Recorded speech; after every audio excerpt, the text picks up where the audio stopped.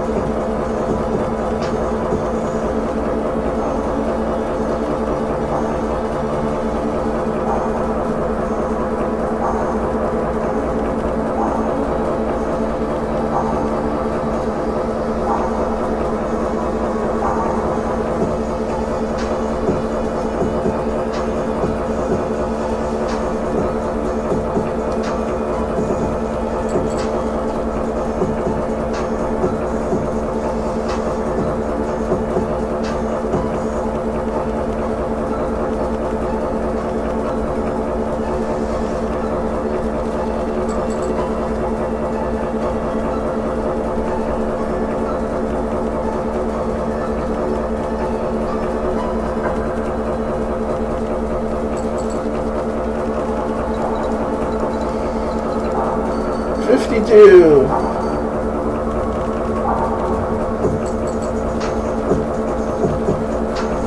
A 1,000 points. Yay.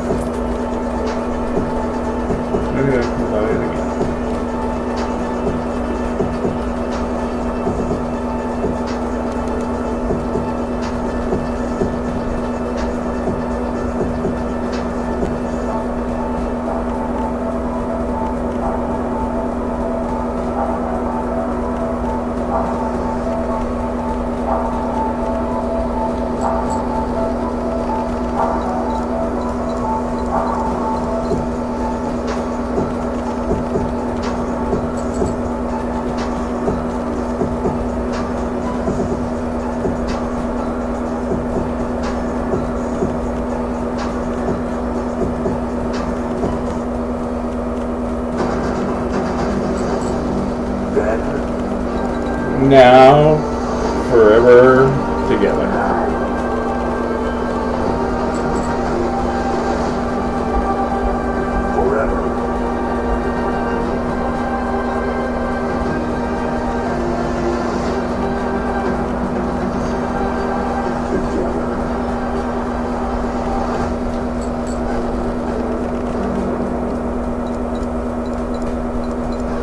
This is Glasgow, Scotland, and its university in the center of the city, the most populous city in the entire country.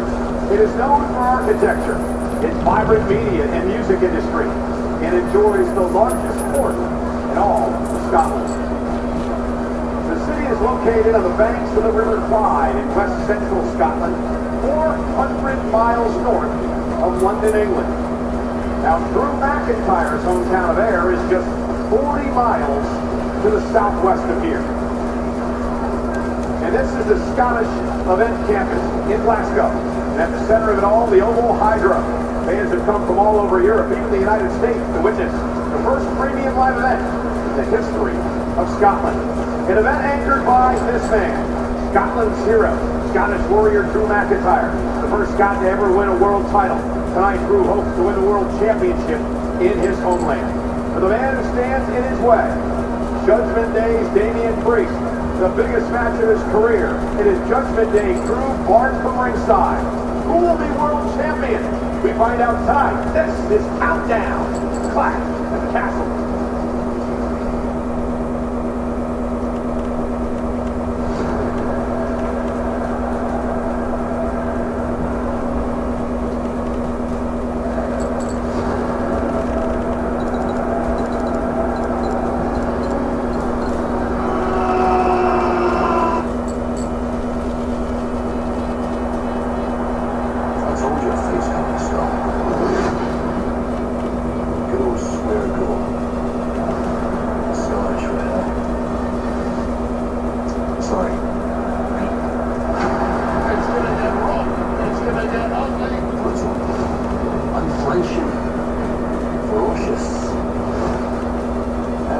Underestimate your opponent.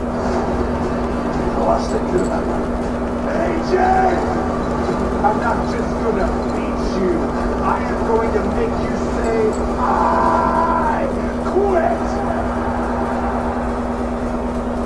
All right! This is where the world will learn what Damian Priest is truly made of. Let's for attendance. Your bloody title. So let's make it a deal. You bring the crazy. We bring the fade. Glasgow, Scotland, and the world. Are you ready to clash at the castle?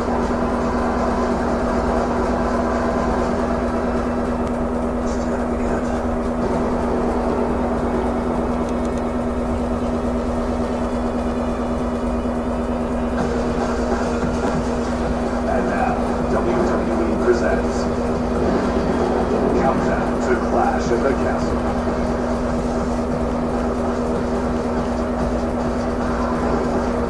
Well, ladies and gentlemen, this is a pretty cool perspective here inside the Oval Hydro. Superstars will be doing this in a couple of hours coming down the ramp. Heading into the ring, we are here near ringside in just about 2 hours. I'll be sitting back there at ringside calling all the action for Clash at the Castle. I'm Michael Cole. Welcome, everybody.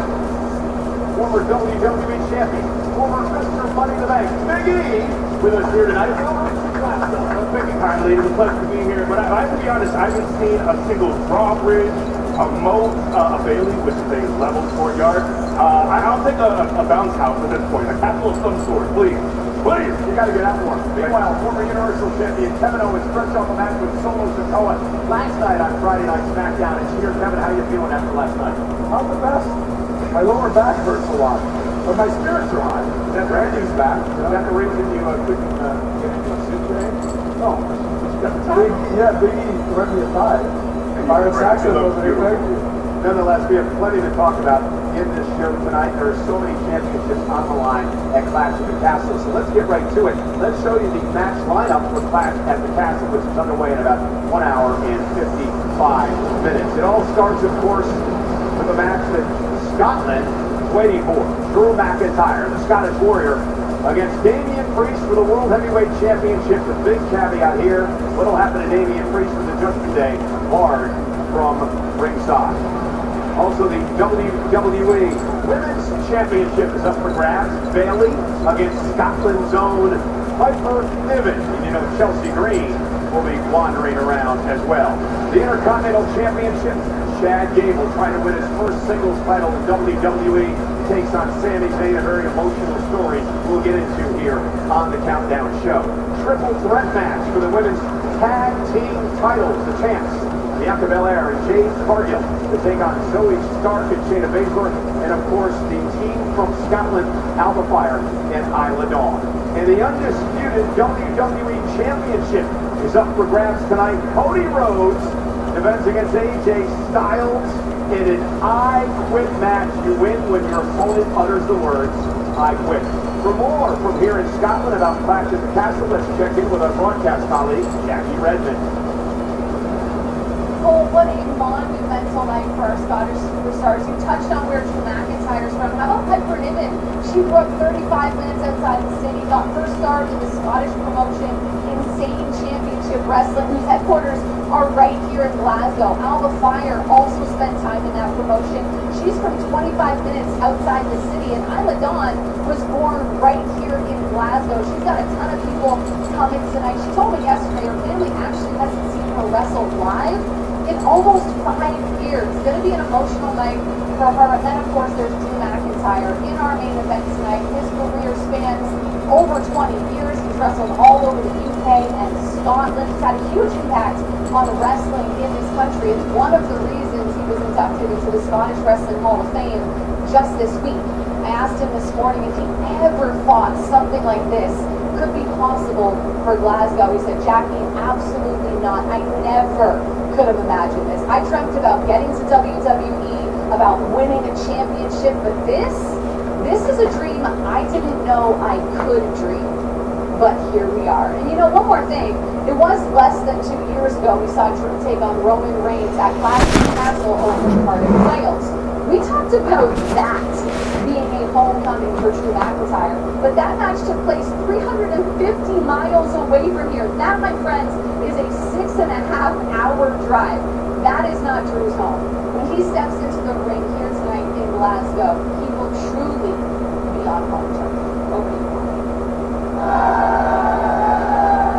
Jackie, I'm gonna be honest, I didn't hear a word you said because the WWE Universe here in Glasgow is loud tonight. We thought they were loud in SmackDown last night. Well, I feel like they're gonna blow the roof off the Oco Hydro tonight. It is absolutely electric out here. We've all heard Drew McIntyre say that he's running off Scottish adrenaline this week. Well, I believe that's what we're witnessing right now. And I have to ask the fans, who do you think is gonna bring off the World Heavyweight Championship tonight? Drew McIntyre is bringing it home. He's bringing off the belt to Scotland. You heard it here first. I'm going to go inside and get my eardrums a break. But in the meantime, we're going to back to Cole. Thanks a lot, Kathy. And let's dive into things now for this World Heavyweight Championship match between Damian Priest and Drew McIntyre. I want to start with you, Big E, first, and talk about Drew McIntyre being here in Scotland, his homeland, and all the distractions that he's had to put up with over the past few days heading into the match tonight. Yeah, well, I think on the surface we tend to think you're coming home, this is a huge homecoming for you, and that can really buoy you. But I also think this can be a huge distraction. You know, I've seen Drew out and about, and of course you want to immerse yourself. You're back home, you're seeing your family, but now you're also dealing with ticket requests, you're dealing with all the people who want to see you when you're in town. Are you as laser focused as you should be? And of course, Drew should soak up all the beautiful things that come with coming home, but is your mind really set on doing all it takes to become world champion? So, Kevin, I want to ask you, because of course you've gone back to Montreal a number of times to wrestle in your hometown, and I want to talk about your buddy Sami Zayn, because Sami actually uses going home to Montreal to help him and to aid him in helping him allow to win matches like he did back in April with that game. Yeah, obviously I've never been in that position to have a main event title match in my hometown, but Sami has. And I remember what it was like for him leading into that. but anytime we go home, it's very special, and it is stressful. Like for me, anytime my family comes to the show, I'm worried about them getting there, making sure they're okay with their seats, all that stuff. I'm sure Drew's going through a similar situation, but you know, being home, it's also, we talked about this before, being home for us in Canada, or for him being home in Scotland, it's very different than, say, American wrestlers being in their hometown over in the U.S. Because American wrestlers in WWE is a very common thing, but you know, I'm sure Drew would tell you, or Piper, and all of them would say, becoming a WWE superstar from Scotland was probably as hard to picture as me and Sammy becoming WWE superstars from Quebec. So anytime we go home, it's special, it's stressful, but the crowd usually makes up. So, Biggie, let's talk about Damian Priest on the other hand. He's used the Judgment Day to help him defend his championship back in Backlash and BJ. So, but tonight, no Judgment Day at all. They will be barred from ringside.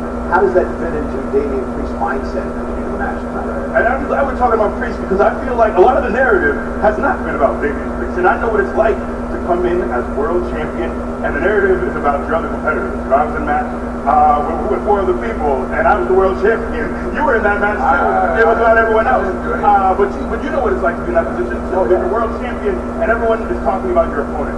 So I think there's going to be a certain fire lit under him, knowing he doesn't have the crutch of Judgment Day to rely on, knowing that people are talking about Drew. Heck, Drew is voicing the opening promo package for this show where Damian is world champion.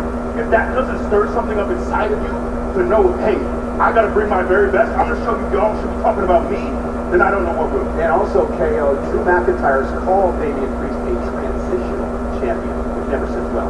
No, I don't know why you have to be called that. Also, I don't know if there's added pressure for Damian Priest, because last time he was home, he wasn't in a big match situation against Bad Bunny, and he didn't win. You know what I mean? So now he's facing Drew McIntyre, who's in his own town, or close to it, and his title's on the line, so I bet that has to.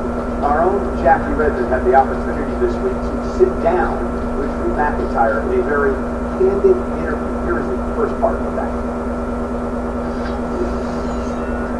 Recently, I had the opportunity to sit down one-on-one with Drew McIntyre, the man who will challenge for the World Heavyweight Championship at Clash at the Castle in his home country of Scotland. Drew McIntyre, thanks for doing this. How are you, man? Marvelous. We're very close to Clash at the Castle. I'm cleared. Home for the world title. Perfect timing. How much are you looking forward to this because it is home for you? This wasn't an option when I was growing up to have a PLE in Scotland. There was always main event WrestleMania. I did that, won the title, that was cool. Won it just this past WrestleMania before I got screwed over. But the idea of main eventing the first ever PLE in Scotland is beyond a dream come true. What does Scotland mean to you, ultimately? I guess the best way to sum it up would be I love music.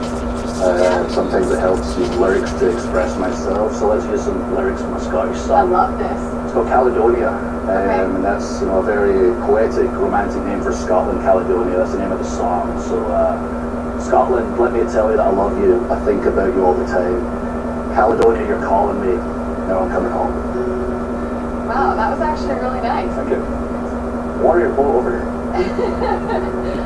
So Glasgow, when you think about Glasgow, what memories come to mind? What lessons did you learn there before you went on to travel the world and become WWE superstar Drew McIntyre? I spent 4 years there at university. Okay. And most of the lessons I learned, I can't really talk about here, and they're not PG.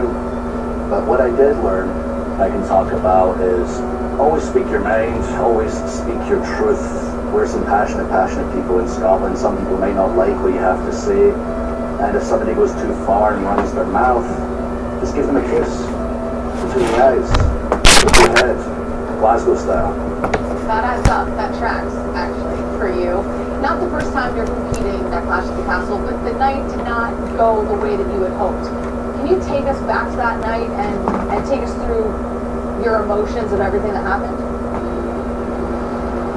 I've never felt that kind of emotion from a crowd, 100% in my corner. This was my night. My family were all there. My friends were there. My people were there. And the elders sent Solo to screw me over. So that was a shot through my heart, a shot through my family's heart, and a shot through the whole of the United Kingdom, and I can't let that happen. I guess I didn't think about it. I tried to push it to the back of my mind, and sometimes things would flare them up. Like when Jey Uso was moved to Raw and whatever, but that brought back those memories. It's going on about 10 months until we can apology. People will just get over it now. It's fun to say or whatever. And maybe look back at the tapes, look back at history. People have such short-term memories now. It just, trauma doesn't go away that easily. There's a lot in the last year that has upset you in WWE, and yet you just ran the contract with WWE. Why was it important for you to continue your relationship with WWE despite the fact that so much of what goes on tends to upset you? To be completely truthful, I was considering taking time off, and at the end of my contract, I lost my sister-in-law, my wife's sister. She was also struggling. My mother-in-law was struggling.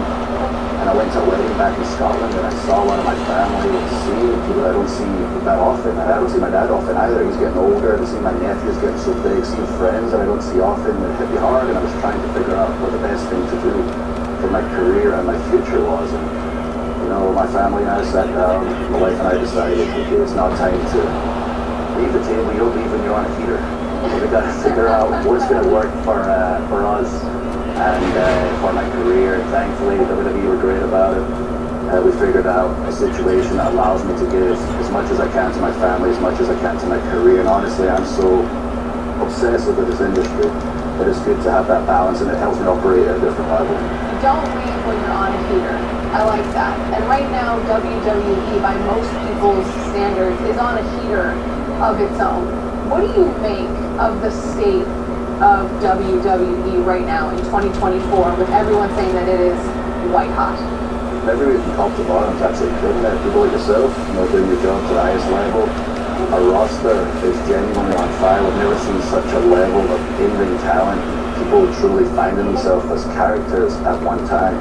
The matches are on a different level. The athleticism on a different level. Just look at the numbers across the board. Signing $1 billion contracts left and right. And it's up to us as a roster to get it done in the ring. The only thing I see that needs improving is Raw, the World Championship, with Damian Priest. Still to come, Drew McIntyre delivers some hot takes on the man he'll face at Clash at the Castle for the World Heavyweight Championship, Damian Priest. If you take 1 second and look at our resumes, mine reads about 10 miles long.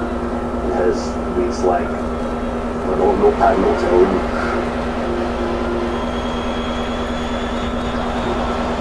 Okay, so here's the deal, guys. Drew McIntyre, he's got to go. He keeps going back to what happened to him at Clash at the Castle a couple of years ago. He keeps talking about how he gets screwed out of the championship. Kevin, how many times in your career have you been screwed out of a championship? You got to get back on the horse and stop making excuses. Sure, but as someone who has a hard time letting go of things, I get it. I really do. And I was, you mentioned when Jey Uso came over to Raw, I was the same as him. I was very doubtful. I remembered everything that Bloodline put me through. So I get it. But tonight's a big opportunity to introduce him to them, obviously. Yeah, and that's not the Drew we know, for being honest. He's not one to let grudges go. He holds on to things for better or worse. Maybe I could suggest some meditation that would be healing in his life. But I think it's really fuels Drew. And look, time is one of those things you can't get back in the industry. So many of us in this birthday, we talked about the pain of missing his nephews grow up, all those things. And I think for Drew to come back, he's going to maximize his time here. I think he's laser focused. He's not coming back just to collect a check. He's coming back to work. So Drew has this chip on his shoulder. And I'm going to ask you, Kevin, is this a must-win tonight for Drew McIntyre in his homeland of Scotland, especially with a Judgment Day barred from ringside? Well, even though I don't think it would be in terms of how, the fans tonight would react if he doesn't win the title, for him, no doubt it's a must. He'll never forgive himself if he doesn't walk out of the championship. Yeah, not a chance. Yeah, he has to win, or I think it's one of those things that will weigh on him for the rest of his life. Just walk away from that. Drew has the home field advantage. Damian Priest told me yesterday during the kickoff show that he thrives in the atmosphere of being the big guy, of having a crowd not behind him, but behind his opponent. Damian believes he's going to win tonight. It's good good for him that he thrives in that environment, because I don't think anybody likes him. Well, as you see behind us, the WWE fans are filing in to the Oboe in Glasgow, Scotland, here tonight for Clash at the Castle. They've been arriving throughout the day. They've been partying throughout the night as well. We are getting set for the first premium live event in the history of Scotland. Clash at the Castle countdown continues next.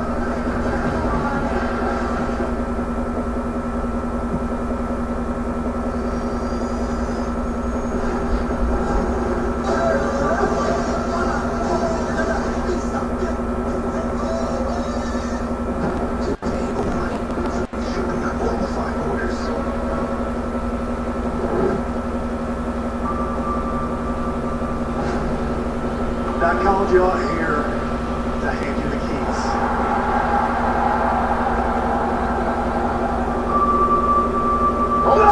Don't do this, AJ Styles. Lord Rose out here to do this. I am going to make you say, I quit. Styles, Rose, and I quit match for the undisputed WWE Championship.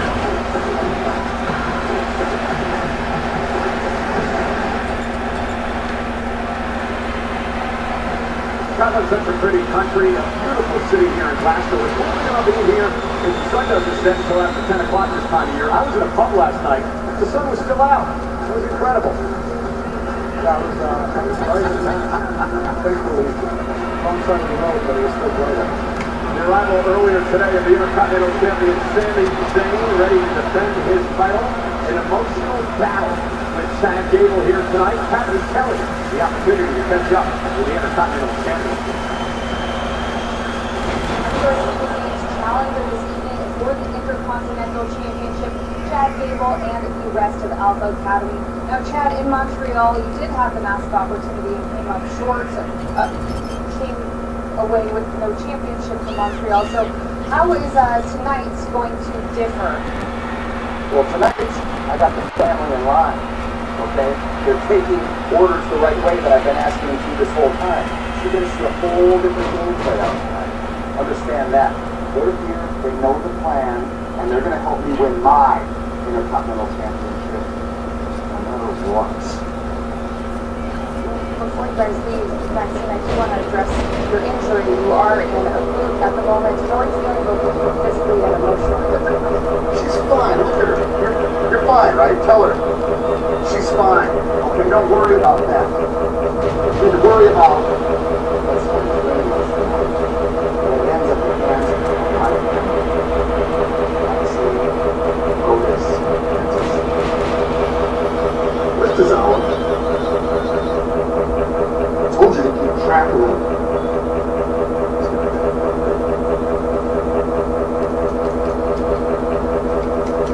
Thank you so much for your time. Let's take a look at how it's done. Tonight we are inside the Jeddah Superdome in the Kingdom of Saudi Arabia. Sami Zayn defends in a triple threat match against Bronson Reed. And Chad Gable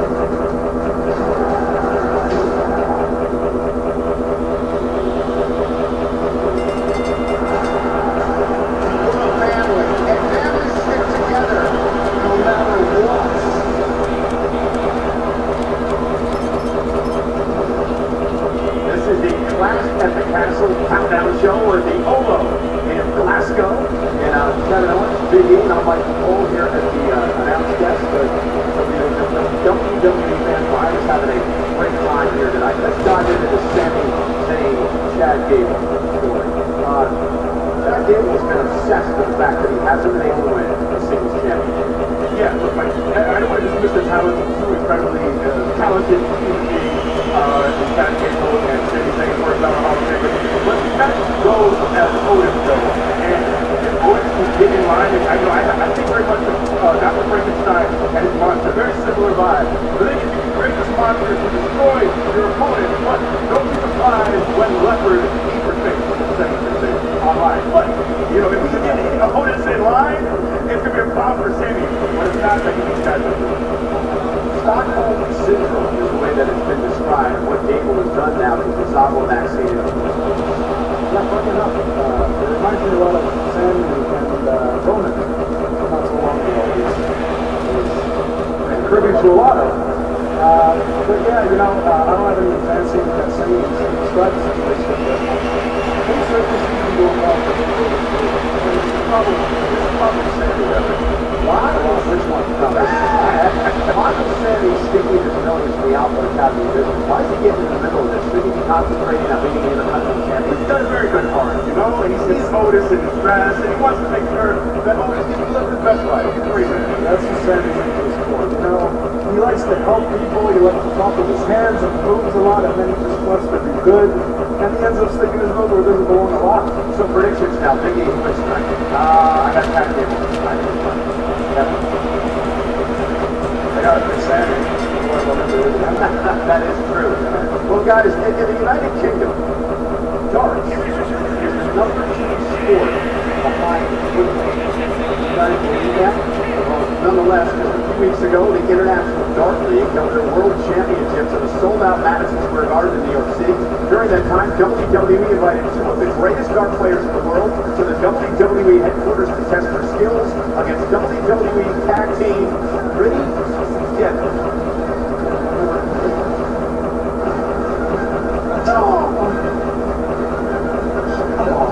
Luke, are you looking for a pretty deadly makeover? No. No. Oh, it's so what now?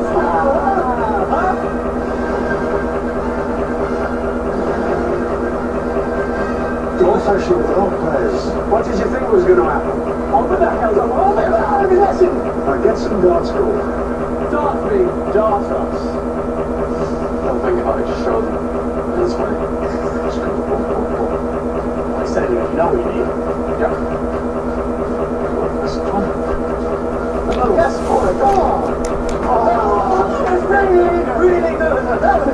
Let's make it here. Professional golf players do the same schedule as we do, and they're on the road every week, all over the world, playing darts and never stop. As far as I can think of, we're the only 2 parts of sports and entertainment that do that, and the atmosphere is incredible. Yeah, and that atmosphere, obviously the fans and everything get involved behind us with the darts, and they get involved.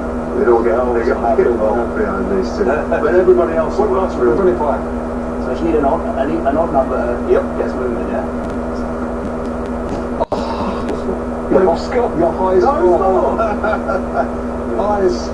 So I said that, but it was the best start I did today. It doesn't mean anything. It doesn't mean anything. Luke's coming in for the win. Oh, that don't keep on it. No. Come on. Little,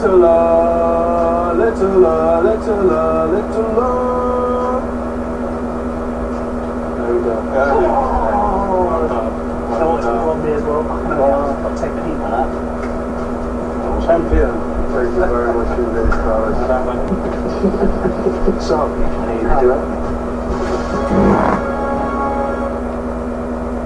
I knew Mr. Regal was into reptiles, but I didn't know he knew so much about darts. I know nothing about darts. I don't know the rules. I don't get it. I need a whole. Are you a dart? I have a dart board that my dad installed in my house recently. I haven't played it. Nerf dart? No, they're like the electronic one that keeps count because I'm not big in math. Not a math guy. Well, let's switch gears now and talk about the undisputed WWE Championship being on the line tonight in an I Quit match. No rules. The only way you win is to beat up your opponent until he says, I quit. So let's talk about AJ Styles and the retirement bruise that he got Cody Rhodes to fall for, and then let's Cody into the championship. Cody actually asked for this I Quit match. Not sure how wise that is, Big E. Cody's never been in an I Quit match before. Right. I think there should be a rule in wrestling: never trust a man in a pastel suit who says he's going to retire. Don't do it. Don't you do it. I think, Cody might have made a mistake. Like, simply say the word I quit. For people who remember Mankind and Rock that was used against Mankind. But, this match is going to be gritty. It is going to be aggressive. I'm so excited for this one. But he's in different water. AJ Styles 4-0 in his career outside of WWE in I Quit matches, Kevin. Another mistake Cody could have made is I saw he posted how his mom was along for the trip. She is here. We've seen people use family members of their opponents to get to win the I Quit match. So I don't know if that was smart. You could bring her. You bring your mom. Just don't post about it. Yeah. You know what I mean? So And WWE fans are finally into the Oval Hydro here in Glasgow, making noise already, getting ready for Clash at the Castle. Now, some interesting statistics about I Quit matches. This will be the 26th in the history of WWE, dates back to WrestleMania. Bob Backlund and Bret Hart, WrestleMania 11. WWE champions are 4-2 in I Quit matches. The last time a WWE title changed hands was back in 2009. John Cena beat Randy Orton. Does that history bode well for Cody Rhodes, or it doesn't mean a damn thing? I don't know if it means much for Cody. It's always, and Cody's quite the historian. I'm sure he's done his research as well. But I think AJ's taking this drastic to another level, and I think Cody's ready to go there. It's going to require him to go an extra notch, but I think he's ready to go in. Kevin, AJ could not get the job done back in Backlash in France against Cody Rhodes. This may be his final opportunity at a WWE Championship. To me, all the pressure's on AJ tonight. It may be, but I think the crowd in France had a lot to do with AJ not being able to do it. They were very distracted. That phenomenal chant, it was too much. I don't know how these guys are going to be during that match, but as great as I think Cody is, and as much as I love Cody, I think, I think he's going to pull off. Kevin Owens picking AJ Styles. Sorry, buddy. I'm going with the American Nightmare. I Quit match for the WWE Championship. Tonight, Cody Rhodes and AJ Styles. Well, countdown to Clash at the Castle continues from the Oval Hydro in Glasgow here tonight. After this break, but first, let's take a look at the reemergence of fan signs, the culture that has become once again. Are signs back? Are they back? I think they're back. It's not like they were ever, gone completely, but they're seeing over recent year, people are feeling a lot more. And I look, fans always bring awesome energy, and they bring a lot of really great creative signs. But it used to be, it was borderline out of control. But right now, I think the business is hotter than ever, and it's new to the fans. So now is the perfect time for them to bring back that sign life. 10-year-olds. I don't know what it is about this generation, but they're becoming very creative. Is that it? Yeah. Actually, a fun thing that happened at a show once. There was somebody that has a KO sign, but it's upside down. And I went like this, and the person understood and turned it, and you can see it on TV. People caught it. The WWE sign guy, he came and he had a sign that said Zelina Vega's Chuck. Of them that he put on the thing at the live event, and he told me to take one, and I took it, and I started doing Oscar with it. You know what my favorite song is I saw? I saw one that said Austin Theory pays sitting down. Jeez. Yeah. Who was that? I don't know, but I'm scared of talking about it. I think signs should definitely be back. Signs are a big thing in wrestling. Signs are back, and they should be better than ever. Being able to look out in the crowd and see fans with signs with your name on it is super cool. When I go out there and come up on the buckle, typically I take a little time looking around. I'm not in my own head. I'm actually looking to see each and every sign, just so that I can give them the acknowledgement they are giving us. John Cena always had this rule: if they make some noise, he's going to do something. He's going to try and rally, whatever it may be. And the signs, I feel the same way. If you take the time to do that and get as creative as some of the ones we've seen, I want you to know that we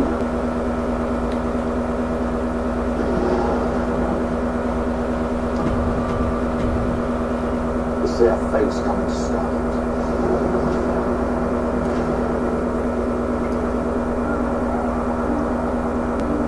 It's not your average scrap. Drew McIntyre versus Damian Priest for the WWE World Heavyweight Championship live from Glasgow, Scotland.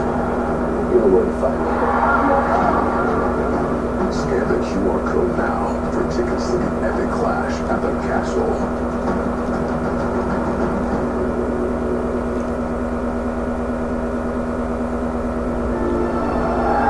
In front of 17,000 countrymen in Montreal. Their love for me is so contagious. They have been with me, and I appreciate it to no end, really. Life goes fast, and so it's nice to just enjoy these moments. Sami Zayn forever. Pretty much my earliest memories was watching WWE with my dad, and I always sort of knew it was where I wanted to be. Sami Zayn is the new NXT champion.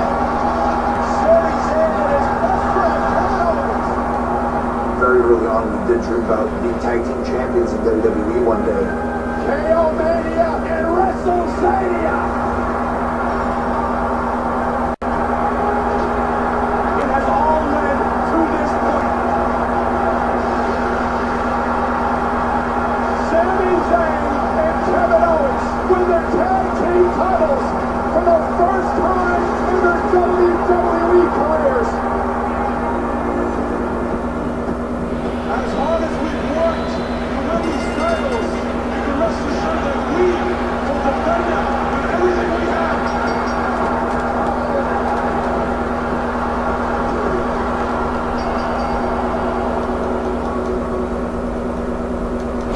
I've been thinking a lot about the last year I've had. And what I've done in the last year, it's been unbelievable, but nothing is certain in WWE. For Sami Zayn, this is a big opportunity to establish himself. I think if you talk to any contender, any sport, any athlete, when they talk about doing something and they come up short, there's a feeling of embarrassment. But every single time, this time included, that I felt that feeling, it's always overtaken by a much stronger feeling, which is an unwavering belief in myself. Sami did it! Sami's going to WrestleMania! Sami Zayn ready for the impossible task of knocking off Gunther, the most unstoppable Intercontinental Champion of all time. I have never seen Sami out himself to the degree he has regarding Gunther. No change in mentality. Find that fire again. Bring it out. Do you believe in miracles? Sami Zayn did it!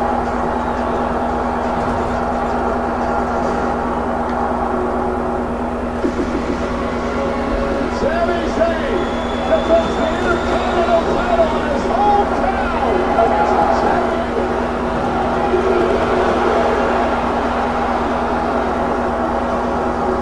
Gable from behind! The pressure's gotten to him. Gable snapped. What I did to Sami was justified. He knew that was my moment. That should have been me. But I was wasting my time training Sami Zayn. Gable obsessed with the fact that he wants to win the Intercontinental Championship.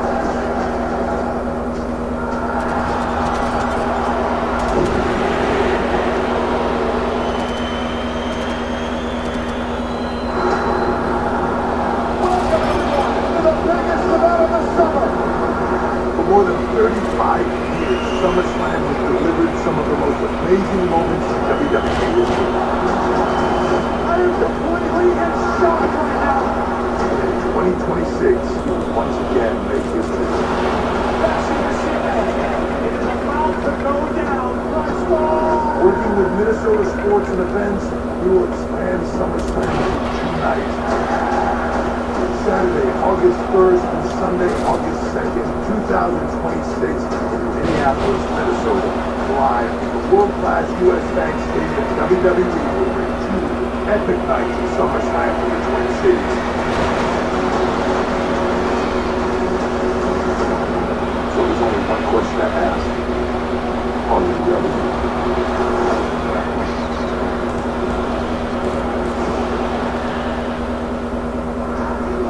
we get to Minnesota, SummerSlam is taking over Cleveland this summer, and tickets are on sale now. And the only way to secure exclusive experiences and interactions with your favorite WWE superstars is with a WWE Priority Pass presented by On Location.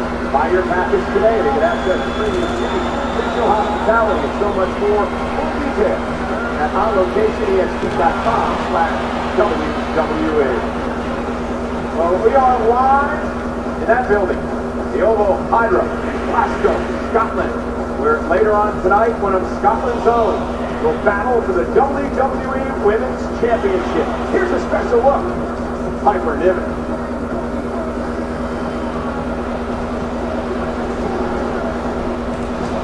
The best moment forever. The moment I can stand in front of my family, friends, fans, believers, non-believers, and say, I did it. I've been digging and clawing my way out of the trenches and putting Scottish wrestling on the map. She's an incredibly talented athlete. She's dangerous as the day is long. Some words I live by that my husband taught me. Let them know you were here. That's what I'm going to do tonight. And that's what I hope you're going to do tonight.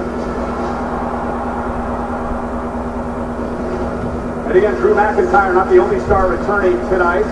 From just down the road in Kilburn, Piper Niven and her sidekick, Chelsea Green, #1 contender for the WWE Women's title. Meanwhile, standing by with Patty Kelly is the champ.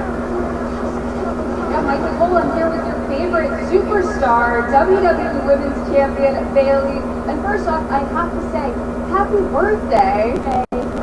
I could start singing for you, but I'm going to assume that you want a celebration all the way through Clash at the Castle with a win tonight. But are you concerned at all that your challenger, Piper Niven, has this hometown advantage here in Glasgow? Look, I know how special this is for her. I know how important it is to be in front of your home country, and like I said, I have respect for everything that Piper has done. She laid the foundation for pro wrestling and for WWE to get here and to be at this PLE tonight. I can appreciate everything that she's done, okay?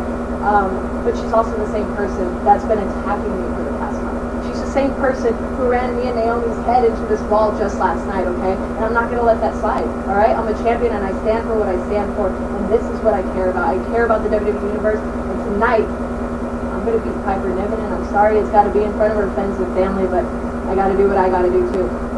Well, I know you have a lot to prepare for tonight. I was going to toss it back to Michael Cole, but I was hoping that you could do the honors. Yeah, sure. Dear Michael Cole, back to you idiot. I told you you loved me. I told you Bayley loved me. No, she really does. I mean, that's just it's not nonetheless, Bayley's been acting tonight. She will defend the WWE Women's Championship against Scotland's own Piper Niven. Let's take a look at how we got here. Bayley versus Piper. Clash of Castle.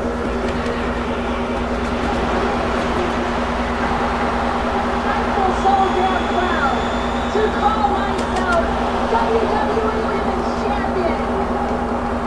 Now you guys know this is my first time being a champion, but this one feels so damn special because I get to call myself a champion for this brand new, exciting era. This championship represents more than just being the best. This represents the most talented locker room I've ever been a part of. You guys never gave up on my vision, and I thank you so much. Oh, wait a minute! Piper Niven just flattened the champion! Piper Niven has fire in her eyes and malice in her heart. This shows how devastating Piper Niven can be. And Piper's not done. Bayley's got something the rest of the roster wants. That WWE Women's Championship. At Clash at the Castle, I faced Piper Niven for the very first time. In Niven's home country, Glasgow, Scotland, Bayley defends the WWE Women's Championship against the Scottish bone crusher Piper Niven. And you're gonna be a loser yet again when Little Miss T finishes you. This means more than just a title match for you. I know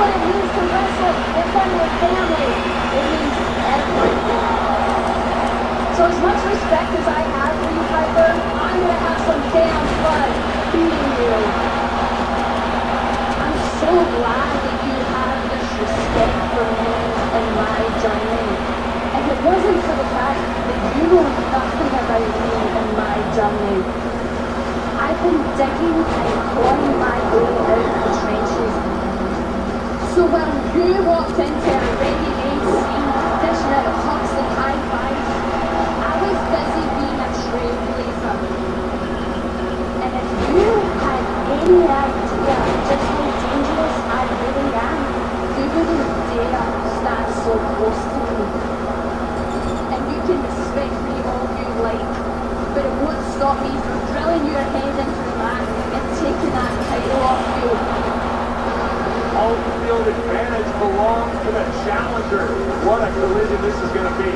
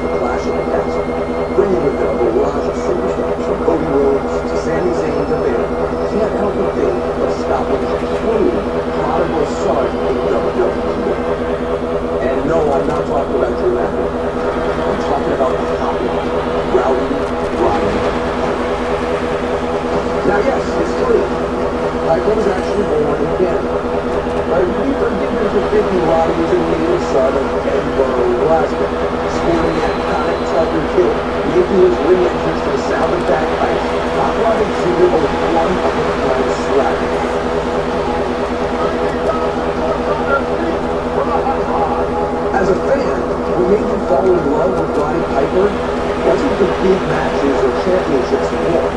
What make no mistake, one was champ. And it wasn't Bruce Lee style that was showcasing his battles with the likes of WWE Hall of Famers, Hulk Hogan, Ric Flair, Ray the Hammer Valentine, or even Mr. T. No. What made you fall in love with the Rowdy one was the way he held a microphone in his hand. Because on the mic, Piper simply could not be touched. Oh, Beckham! You know what? You're bullshit! How you doing, Fatso? You do not go rock! I'm a man who's got a machine gun! I'm Roddy Piper and you're not. Roddy can make you stand and cheer. No, Mr. Guy! Give me that stuff, what's that? Or it can make you want to run.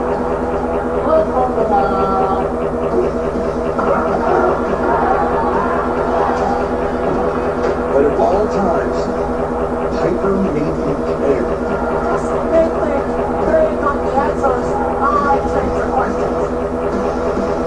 And tonight in Glasgow, the question on Roddy Piper's mind would be, who's going to step up and etch their name in history at Clash at the Castle?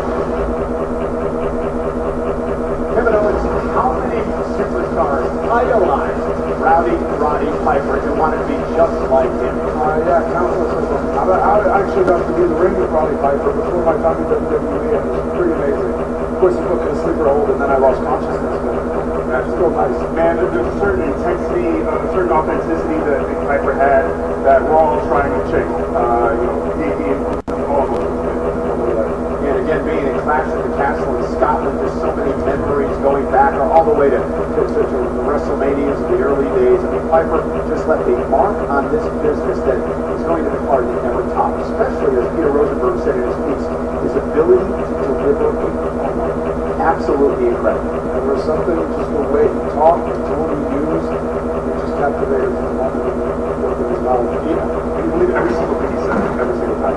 Well, the WWE fans are filing into the Oval Hydro. We've got some behind us already. Are you guys ready? They are ready for Clash at the Castle here tonight. Fans are still filing in. We're going to be jam-packed here tonight in the city of Glasgow. Well, tomorrow is Father's Day in the States and also here in the United Kingdom. Many proud dads in WWE, including Big E's pal, Kofi Kingston. You know what? Every parent can agree that kids, they are your pride, they are your joy, but they definitely have a tendency to test your patience and at times your sanity. Now, early in my parenting career, I learned that the hard way. April of 2013, my father and my son, we were going to leave the house because we were responsible for this life. And 4 weeks after he was born, we ended up taking him to the mall. So it was a big deal when we were going out to actually do something. And we realized, hey, he left his diaper bag in the car. Should we go back and get it? I'm like, oh, whatever, it should be fine, it should be quick. And my wife wants to try on some dresses, so I'm holding my son. Sure enough, we start to hear his stomach growling. He starts cooking his diaper. His diaper overflows.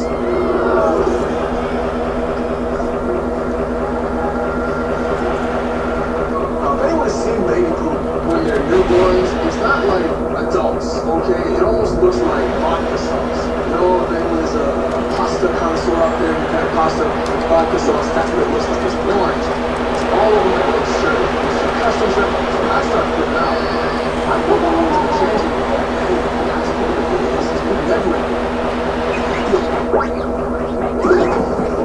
She opens the door and she has like a brand new dress on.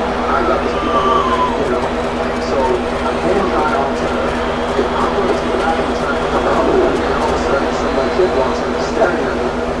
God forbid he's a wrestling fan. He realizes, hey, this is Kofi Kingston. What's he doing in the bathroom? Did he have an accident? So I say to him, hey man, did you poop all over your pants when you were awake? And he's staring at me like I have 3 heads. He looks at me and he's just like, that's poop? So now I outed myself. So I'm trying to scrub it off. The kid's looking at me all weird. I gotta get out of there again. Now I go back to my wife. She has to carry on to me. I'm gonna take him outside to go and get diapers so I can get changed.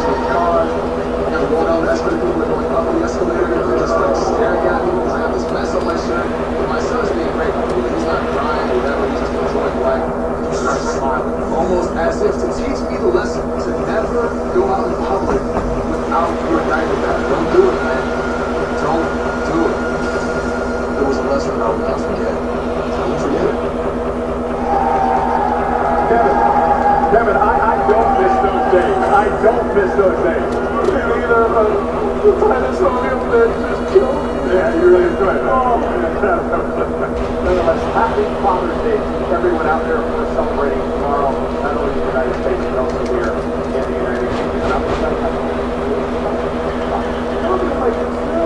Happy Father's Day, my dad as well. Yeah, all of your dads out there. You know, I'm really touched by the Jay Lewis. I don't know if you saw that. I think around WrestleMania time, he was able to bring his son back. He talked so much about how we're on the road all the time, and you're always putting smiles on other kids, you know, other families' faces, and other kids, and being able to do that for your own family sometimes when you're gone so often is hard. So shout out to all you dads who are gone so often but come home and are great dads.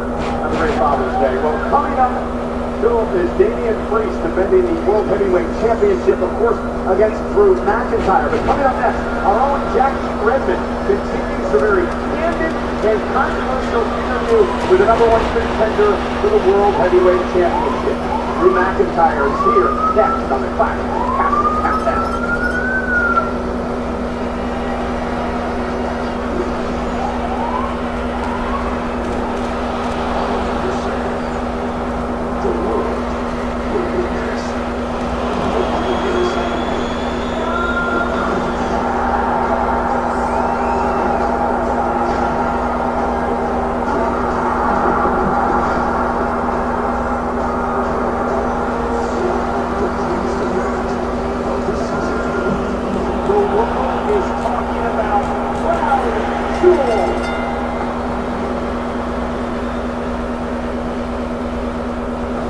The whole mindset of DCW was to revolutionize professional wrestling. It was us against the world. It just became unsustainable. WWE Legends. New episode tomorrow at 8. Our WWE Superstar Sunday. Only on A&E. Watch next day on the A&E app. Longest reigning SmackDown Women's Champion ever. Grand Slam Women's 2024 Royal Rumble winner. Damn, I'm good. You don't have to appreciate the attitude she possesses, but you have to respect the accomplishments of Bayley. Whether it's NXT, Friday Night SmackDown, or Monday Night Raw, I am your role model. Ding dong. From San Jose, California, Bayley. Since the age of 11, Bayley has dreamt of competing as a WWE superstar. I don't see my lifelong fandom for WWE as a negative. I've always wanted to be a WWE superstar. Wrestling is the most amazing sport I've ever seen. It is everything you could ever imagine all in one. Everything about the atmosphere of WWE gave me butterflies. I want to make sure that everybody feels as much joy as I feel being able to live my dream and put a smile on their face.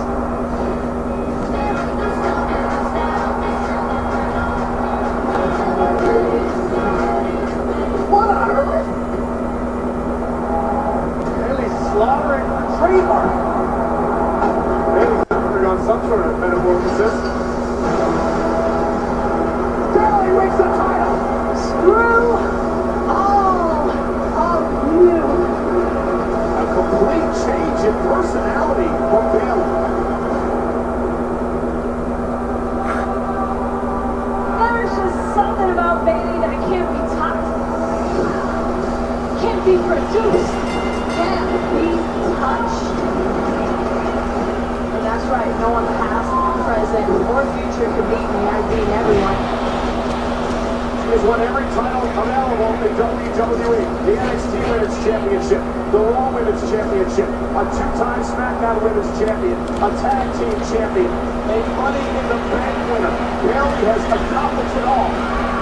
Bayley has been dominant. I remember the first day Bayley arrived in WWE. She is a different competitor. She is a different woman. The Royal Rumble in one match that has surrounded Bayley throughout her career. This right here is history. 63 minutes and 3 seconds. Bayley's challenge to WrestleMania. Bayley wanting to put damage control to have her stab her in the back, which leads us to tonight. She has an opportunity has won the WWE Women's Championship. Those clips! Barely did it! Now quickly remind me what it's like to be a champion. You're always got the target on your back. Bailey has never lost the love, the passion that it takes to succeed in this business. Simon David has set their sights on the goal. Bailey with danger coming from all angles. Don't worry, Bailey. I'm taking that title off you. You jumped me from behind, so guess what? Next week, in your own country, I'm gonna have some damn fun. There's one thing that's not going to change, and that's me as the WWE Women's Champion.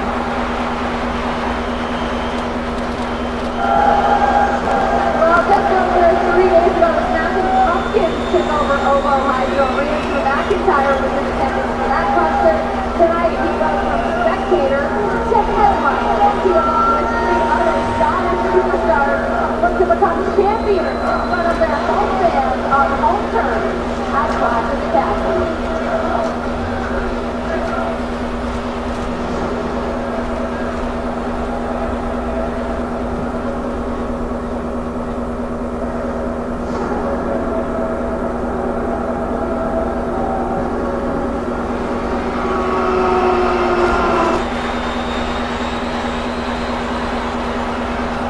I told you a face from this stuff.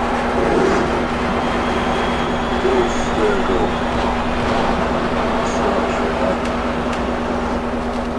Sorry. It's gonna get rough. It's gonna get ugly. Brutal. Unflinching. Ferocious. Never ever underestimate your opponent. The last thing to remember. AJ! I'm not just gonna beat you. I am going to make you say, I quit.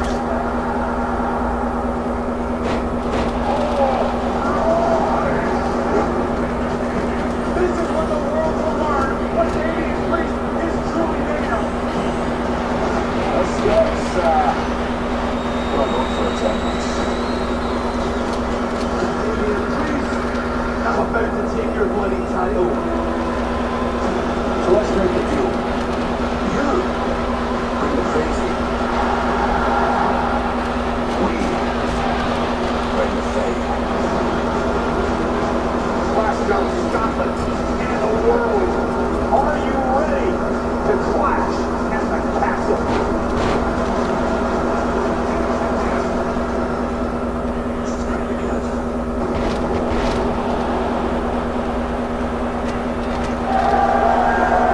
Hello, everybody, and welcome back to the countdown to Clash at the Castle. I'm Jackie Jackson. Playing in Michael Cole and Pete Goldstein. Tonight's action. Very happy to be alongside you. Feels lower now. Feel way lower, but it does fit. There's good quality. Happy to be alongside you, Kevin. I was telling you today, I know we're going to be there. So good. And of course, to my far right, the best tips in WWE. I'm sitting right now, like they were going. All the people remember. They still remember. I love it here. Sitting down. I can still swivel. You're right. I'd be even more impressive when you're sitting down. Mesmerizing. It still works. The hips still work. It definitely do. Yeah, he has not lost his touch in the hip department. But we, of course, are making history here tonight in Glasgow, the first ever premium live event to be held here. That's impressive. Every crowd is different, every place is unique. It's fantastic to allow 4 times wrestling in the UK every day. Well, obviously, we don't come to the UK as much as we go. Actually, in the U.S., love to come, so a little bit more special than people here. I was in the ring last night in front of everybody, and I had a very tough opponent. No backup, because of the actions of the Blue Red Bloodline. That's how it happened. Street Profits became out, but I suddenly had, 13,000 people behind me, and that really helped out. It was a great crowd, and I think they'll be even crazier tonight, so I'm looking forward to it. Several years ago, I was here, I believe in this very building. For some reason, me and my two cohorts, Sophie and Bush, were dressed as, people from Braveheart, and I tried to deliver the very famous me, I stumbled at the end, but I love Glasgow so much because even though I clearly forgot they were behind me, they supported me, they didn't judge me. Beautiful people here in Glasgow. They certainly are, and they've been filing into Oval Hydro here as this countdown continues here less than an hour away from Clash of the Castle. You can feel the energy amping up in here a little bit. In case you forgot, here's the broadcast tonight in Glasgow, Scotland. My goodness. I got two words for you. I quit. The question is, who will save him? I could say it, Taylor. Save him, but you don't really want to say. Cody Rhodes taking on AJ Styles. That's the on the line. And happy birthday is in order for baby to celebrate tonight by retaining for WWE Women's Championship against Scotland's very own Piper Niven, who has said a few times leading up to this match, really has no idea how dangerous she is. It is a rematch between Sami Zayn and Chad Gable, and best believe it is personal. It's about the Intercontinental Championship, but it's also become a lot about the Alpha Academy. Otis expected by Chad Gable to help him win this championship, and it's a triple threat match for the WWE Women's Tag Team Championship. Jade Cargill and Bianca Belair for chance for 60. They don't have to actually lose this match or be pinned in this match to lose those titles. And last but certainly not least, Damian Priest said yesterday at the kickoff press event he's never needed the Judgment Day to win. Tonight he's got a chance to prove that. They are banned from ringside as he takes on Scotland's Drew McIntyre, the World Heavyweight Championship on the line. I did have a chance to chat with him earlier this week. We aired part one of that interview earlier in the show. Here's part two. Part one of our interview with Drew McIntyre, we talk about what the last few years have been like for him, plus competing in his home country of Scotland. Now, Drew and I will discuss not only his opponent at Clash of the Castle, Damian Priest, but also the criticism he's recently endured for his polarizing words and actions. What do you say to certain critics who look at your actions combined with your words and call you a hypocrite? A lot of people doing that recently. And on top of the list, the one I look at is Michael Cole. Many would say that he is a liar. That Drew McIntyre is bitter. That Drew McIntyre is a hypocrite. Using his position of power in a way that is just irresponsible. He's the voice of WWE. He was shouting my praises during the pandemic. When others left, I was there. I gave absolutely everything. Well, he said himself, Drew held this place together. He gave everything he had. Well, let's talk about the last couple of years for you. You mentioned the pandemic, helping carry the company with the rest of the roster. You have a championship backstage then, and everybody. right? You have a championship then, but there's no fans.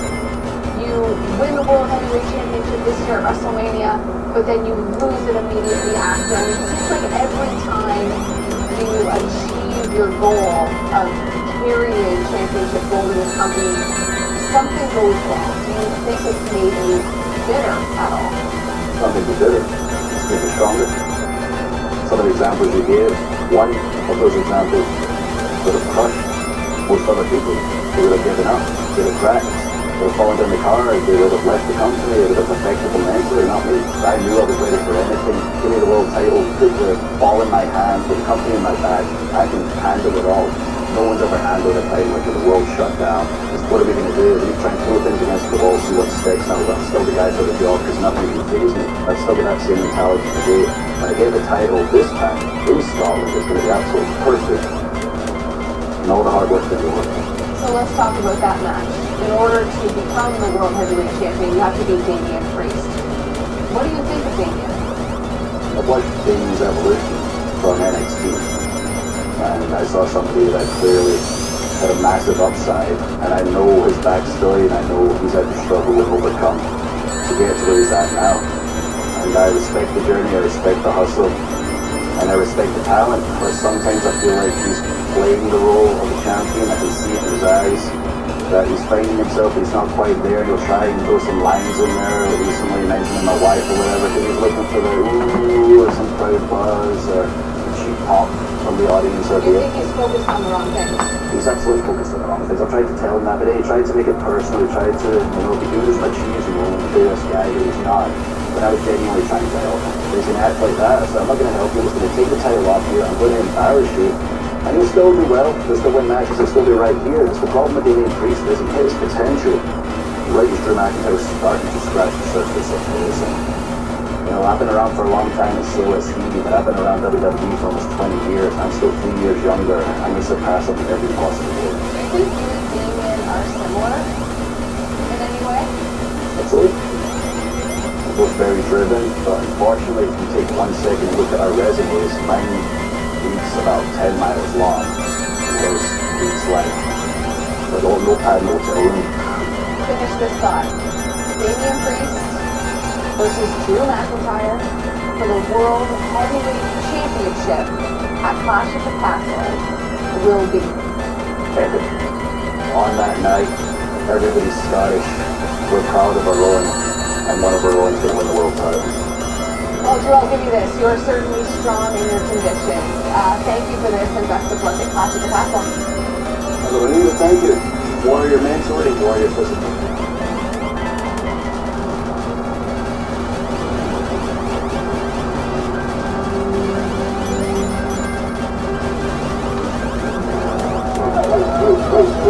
Well, whether or not you think Drew McIntyre is a quote-unquote bad guy in this situation, he has put himself in a pretty advantageous situation in this match. If the judges say is banned from ringside, how big of an advantage is that for you? Obviously, it's a massive advantage. I think that the judges day and the number of days they bring many times. And there's nothing more on there. So for them not to be ringside for this, not to be allowed ringside for this is Yeah, and consistent with Owens and Collins. Right? Here's the question though, does this bitterness serve him? I think so. I think certain people were fooled by his fight. I don't know if you can say Drew McIntyre without that fight. So it worked for him. It worked for him. I think at some point that's going to earn you out. But at this point, I still think that motivation is what you need. Well, I'm excited to see how he's received here tonight in Glasgow at Ovo Hydro Arena. I mean, this is his home turf, really and truly for this match. So I'm sure he will be well received when he comes out. He's had a very busy week. He was inducted into the Scottish Wrestling Hall of Fame a few days ago. He's been all over Scotland making the rounds. Meanwhile, before his opponent, Damian Priest, was able to come over to Scotland, I don't know, something happened. Before he made his way over to Scotland, Damian Priest took in the Puerto Rican Day Parade in New York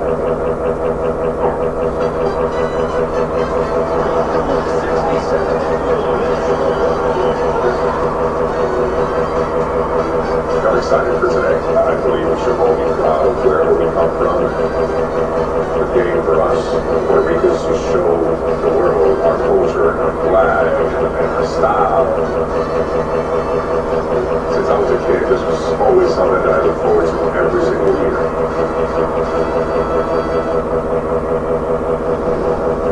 Very cool. Luna Vega also featured in that package. Shout out to her. But a huge match tonight for Damian Priest. He said yesterday at the press conference that he never needed the judgment day to hold anything. Now you know how the chance to do that there. pretty incredible because he's been going to win for about a year now. Yeah. So it was just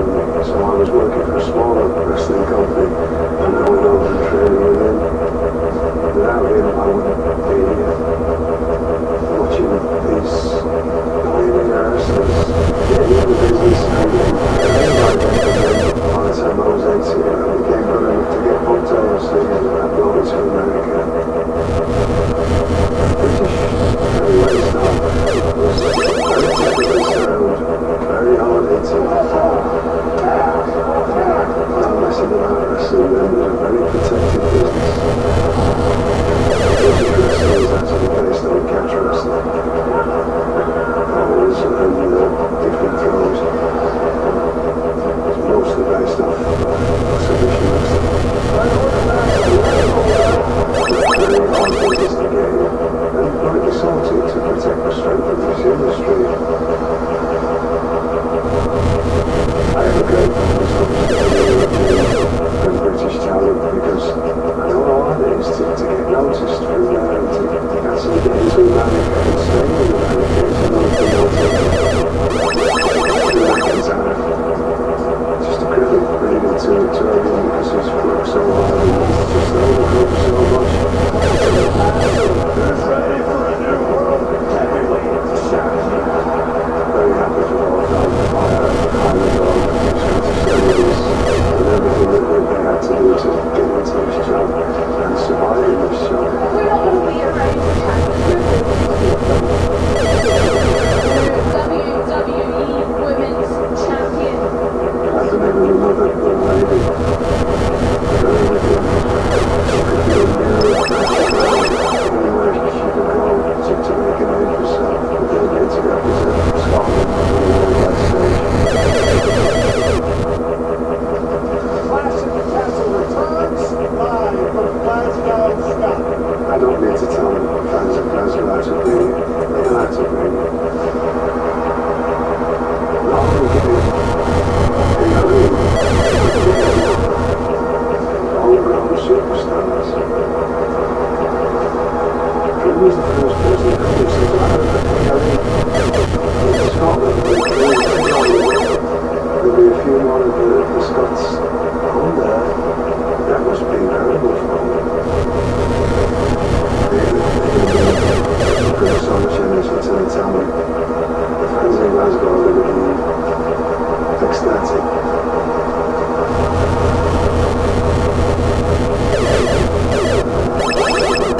Well, Scotland's very own Alpha Fire and Isla Dawn are the home team tonight in a triple threat match between WWE Women's Tag Team Champions Monday Vision, saving their best for Glasgow. They'll need it against the likes of Shayna Baszler and so stars who are looking at early respect. They say they deserve the division. On that note, let's get to the Jackie, it looks like you guys are having a blast out there. I was hoping that you guys could WWE Women's Tag Team Champions Bianca Belair and Jade Cargill, but it seems like there's a heightened energy backstage. A lot of people are very stressed out about tonight. Whether it's the left, Jade Cargill, the bags, and Trey, a lot of elements. The biggest obstacle of all being a triple threat match, meaning that they could lose tonight because of two other tag teams and Alpha Fire and Island Dog have the hometown advantage here in Glasgow, so you never know what could happen out here tonight. Jackie, back to you, and Kevin, you were looking quite dapper. Thank you. You're not wrong. A lot of ours are hometown advantage too. There's a lot of Scots on this card, and the fans will be very excited to cheer them on as we inch closer and closer to Clash at the Castle and continue to pile into Oval. I will hear about 36 minutes away from everything getting underway in a historic night here in Glasgow, Scotland.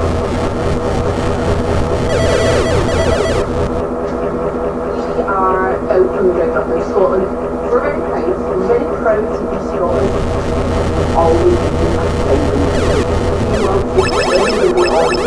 one of their own step into anything. Every single one of us shows up. We're representing them on a day that's the championships. We're coming to take over WWE in our hometown, and the full of Scotland will be chanting and cheering for us.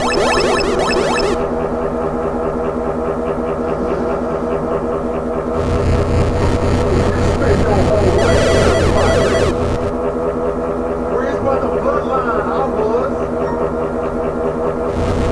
Trained to follow their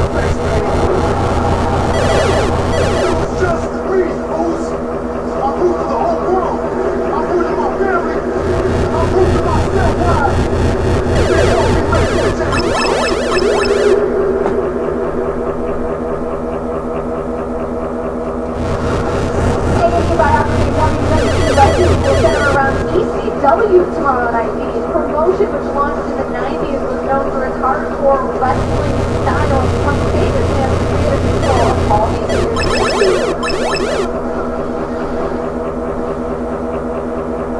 Even after ECW closed its doors, fans did not want to accept that ECW was over. So we had to do it one more time.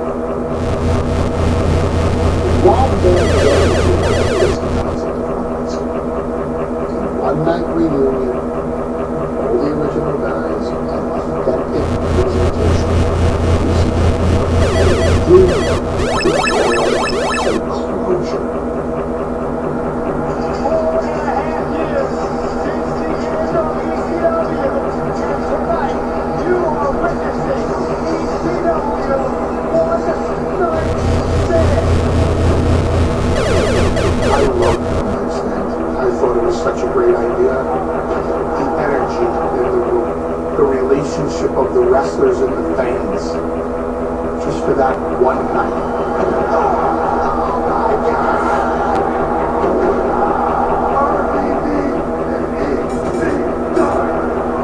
Having all the ECW wrestlers doing what they do, having the WWE pumping that out to its crowd, that was like a dream come true. Come on, everyone else, a beer back. I think Steve wanted to be there with the rest of the ECW misfits that he used to be a part of. I look back on that night as one of the truly greatest nights of my career and indeed my entire life. I'm very proud of that. You are the craziest bastards I've ever met in my life. I love everyone. People in the ring, I'm like, I gotta get the hell out of here. I woke up and I turned around and Austin's walking down the aisle. I'm like, I have to stand here and wait for him.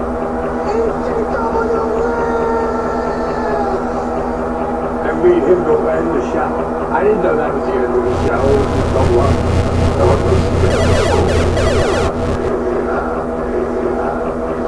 Well, you can hear the fans here at Novo Hydro already chanting ECW. That my album, by the way, is there tomorrow night.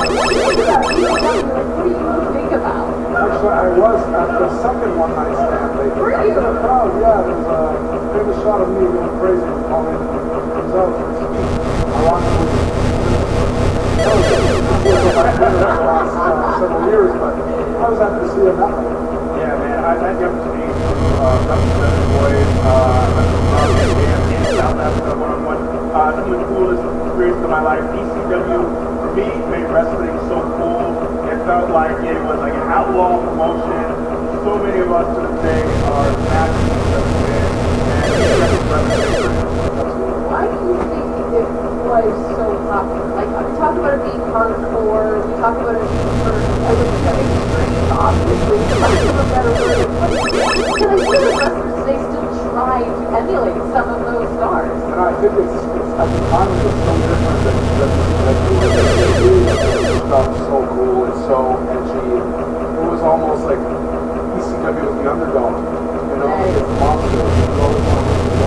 Yeah, as we watched our parties, WWE, WCW, it's PG. It felt like with ECW, there were no lines, there was no box that had to fit in. It felt like there were no restrictions whatsoever, and you never knew what to expect. Well, I feel like WWE is kind of like that right now. I never know what to expect, and we have got quite a card here. All the Glasgow stuff, including a triple threat match for the women's tag team championships. You know, Bianca and Jade won't be held these titles for they've always been the dominant tag team we've ever seen. But are we maybe primed for an upset here? Because they don't have to lose this match to lose the title. Yeah, and as there's often a scope in the triple threat match, it's very real. You don't have to be pinned to lose your championship. And look, I don't know if there's a tag team man or woman on the earth right now that is beating Jade and Bianca. But I think with Alba and Isla coming home, I think that's really going to fuel them. You know, oftentimes they're not getting a ton of opportunity to be out there on a nightly basis. And tonight here, coming back home, is a grand opportunity for those two to demonstrate why they belong in top. You know, we thought that Drew McIntyre being home and everything, but Drew McIntyre's been able to wrestle. He's been huge shows. Alba and Isla have never really had the chance to be on a show. Now you're getting and it's in their hometown. That means 10 times. Well, I mean, this event is bring up Zoe Stark and Shayna Baszler. Well, they should number one contenders. Pretty dominant performance this past week on Monday Night Raw, defeating Alba and Isla, who told me that they lost because they were saving their best for this weekend. That was their reasoning for the loss. But here is a look at that, because I talked to Zoe yesterday. Who've been number one contenders, who've never been able to convert. So tonight is about finally proving that we can finish the job and actually take advantage of number one contender. She is so scary. Miss limb by limb over there. Yeah, they're both pretty terrifying. I'm glad I went over after this weekend. Yeah, and she's appointed at NXT Battleground as well, in her domain. So I think she has a point to prove. She's talented and exciting. It's always scary because you don't have to compete to the title. Every match is really scary. People try to every single match. Well, you wrestle, so I'll take your word for it. I don't want to know from personal experience, that's for sure. All right, let's turn our attention back to tonight's main event. Damian Priest against McIntyre. It feels like an appropriate time to bring in Peter Rosenberg with his thought. In just a second. Here, he's ready now. Here's Rosenberg. Incredibly excited for Clash of the Castle. Why? Because I'm excited for Priest to prove the haters wrong. There's been a lot of criticism around the World Heavyweight Champion that this title reign has not been enough. How do you shut up the naysayers if you're Damian Priest?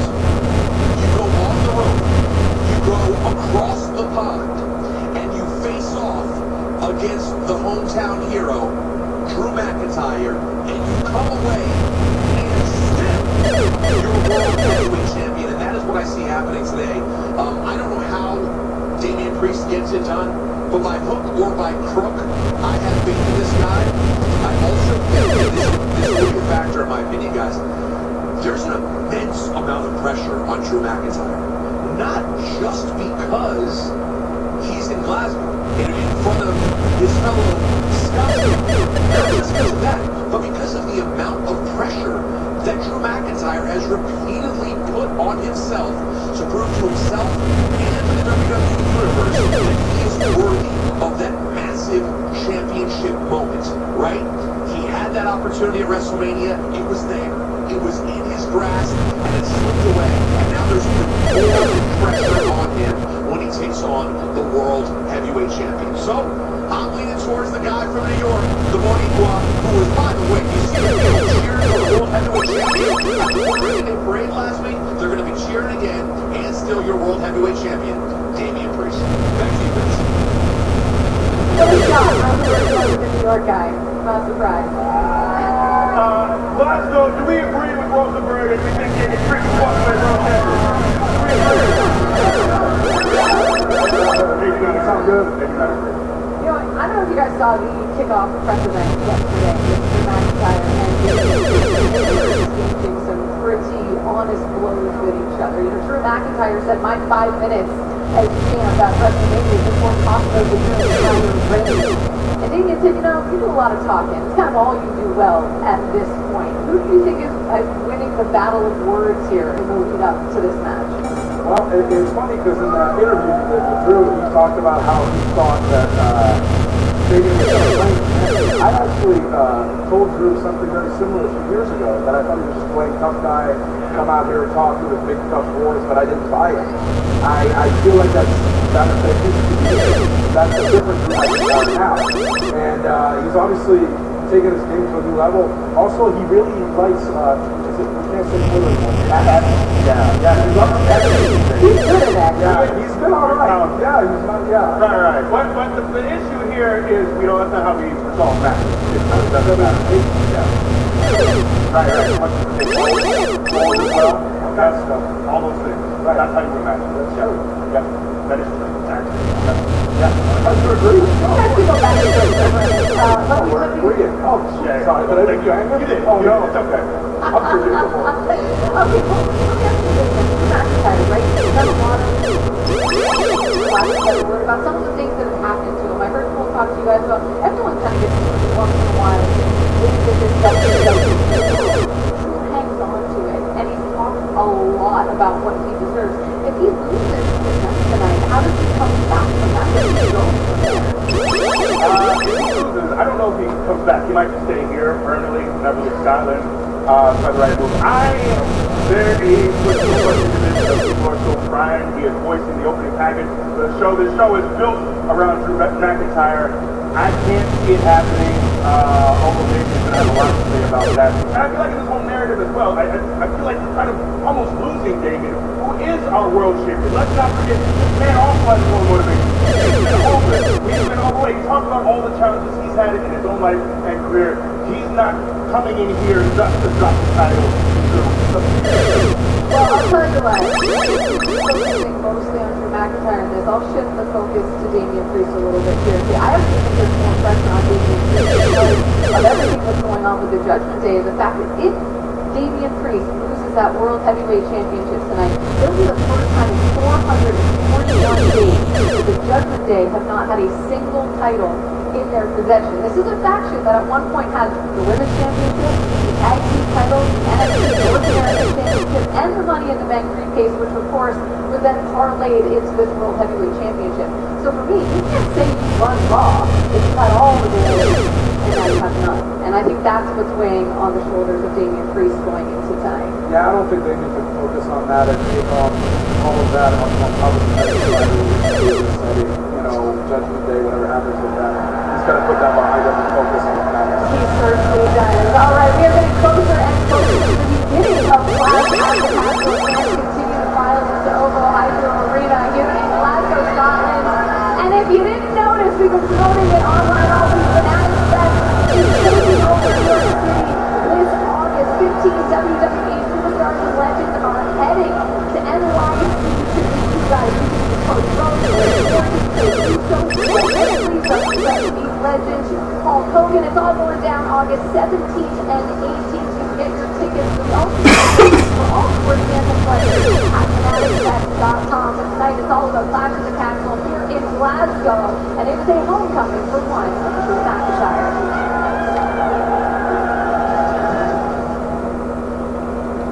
I am from here, Scotland. Here is 30 minutes from Glasgow. When you grow up somewhere, you don't realize how special it is. This is where it all began. We were at Anfield Roads in Ayr, Scotland. 21 years I spent of my life here. Before the dream was realised, I was signed by WWE. Myself and a few people starting to start trusting me. Beat Drew and each other when we were 14 years old, maybe just turned 15. You knew for day one that you were going to meet something new. McIntyre, the biggest premier pro wrestling entertainment. That's the dream. But then things changed. I rose in WWE in 2014. I didn't realize what the idea was.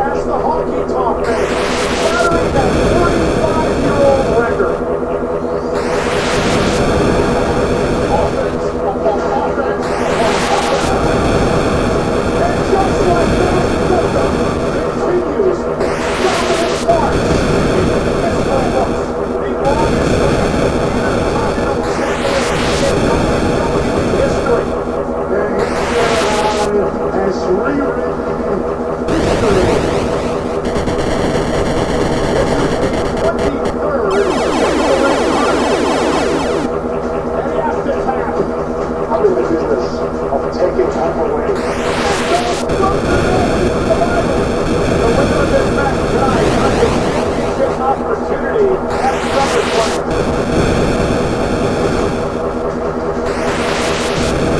Look at the battery. Got it. Jumper with the win. He's taking the ring.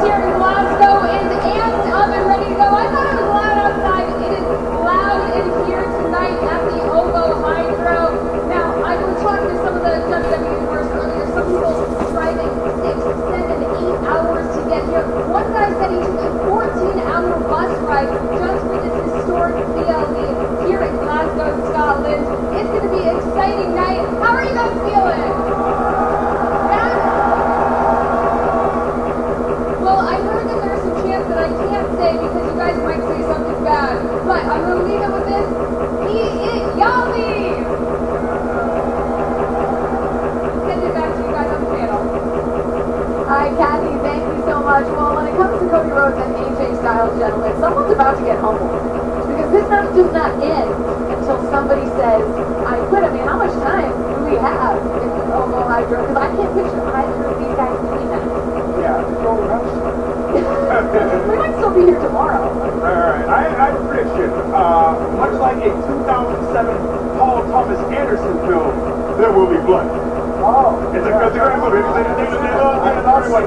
I've been meaning to watch it since Get around to it. It's a great movie. Paul Dano as well. It's great. Anyways, this is going to be a very gritty, very aggressive match.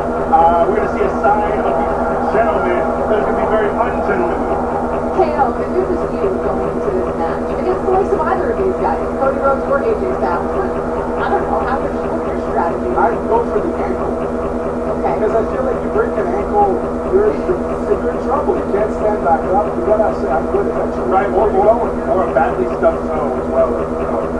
I don't think Cody Rhodes or AJ Styles are saying I quit because of the stuffed toe. No, I would.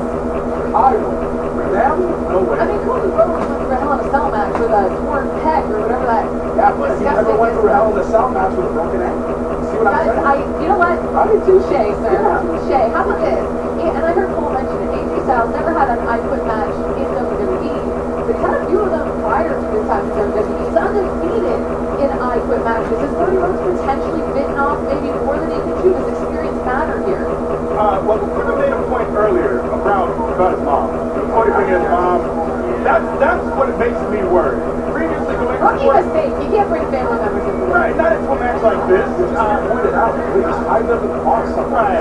Most of them. On X. X. But also, here's the thing. Even if AJ Styles doesn't try to use Cody's mom as a way to get his side, but it's another layer of something Cody's thinking about that he probably shouldn't be focused on. You know what I mean? It's more pressure. All right, well, I have to ask you about the Intercontinental Championship. Please ask. Because you talked about it before I was on the show. And, you know, your relationship with Sammy, you guys were best friends, besties, if you will, at times, most of the time.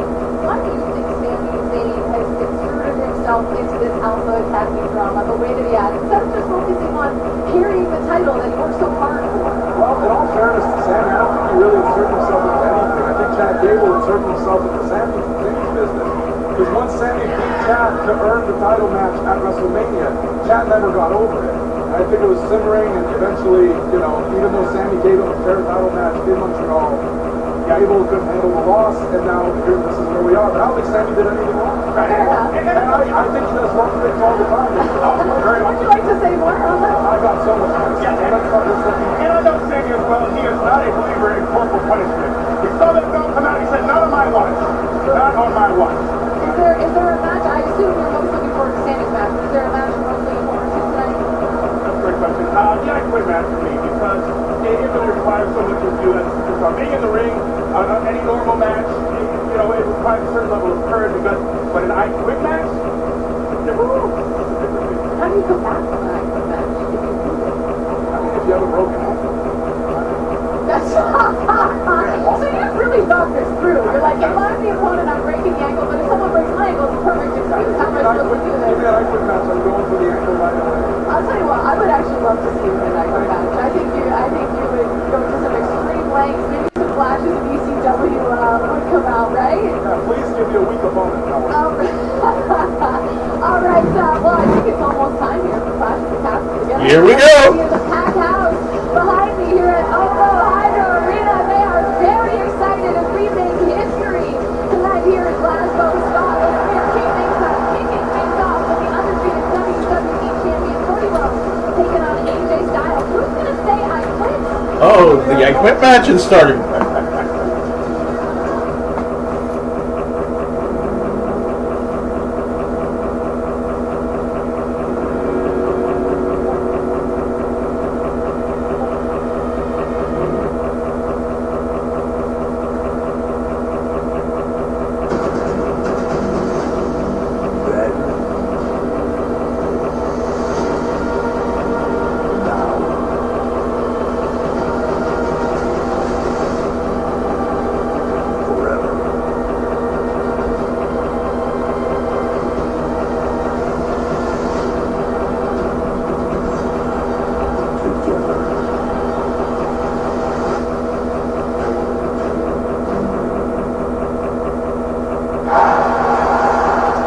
glorious Scotland, a majestic country in the United Kingdom.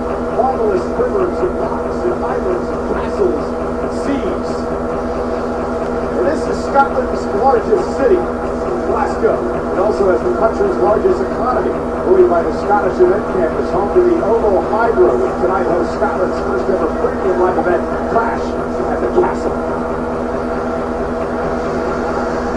Earlier today, the arrival of undisputed WWE champion Cody Rhodes, who tonight enters the first I Quit match of his career versus this man, the phenomenal AJ Styles, a former two-time WWE champion who used an elaborate retirement ruse to force his way into this matchup. There's the WWE Women's Champion, Bayley, who continues to write her incredible legacy. Tonight looks to take out a homeland favorite, accompanied by Chelsea Green. Piper Niven is from Hill Barney, this west of Glasgow, and tonight looks to win her first singles title in WWE. There is the World Heavyweight Champion Damian Priest, and tonight he's public enemy number one in Scotland because he defends against Scotland's favorite son from just southwest of here in Ayr, the Scottish Warrior Drew McIntyre, looking to win a fourth world title and first on his own soil. This time, it's Drew McIntyre's night at Clash at the Castle.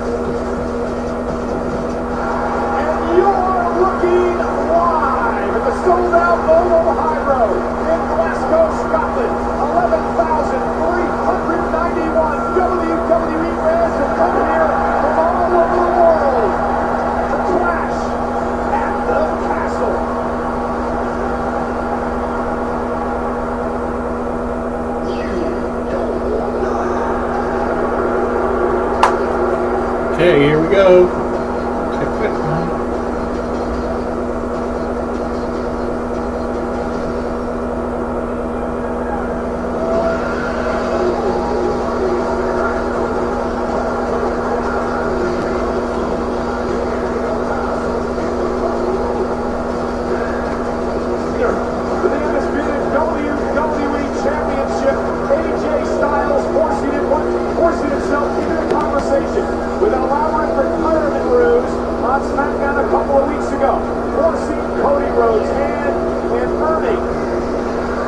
this opportunity tonight.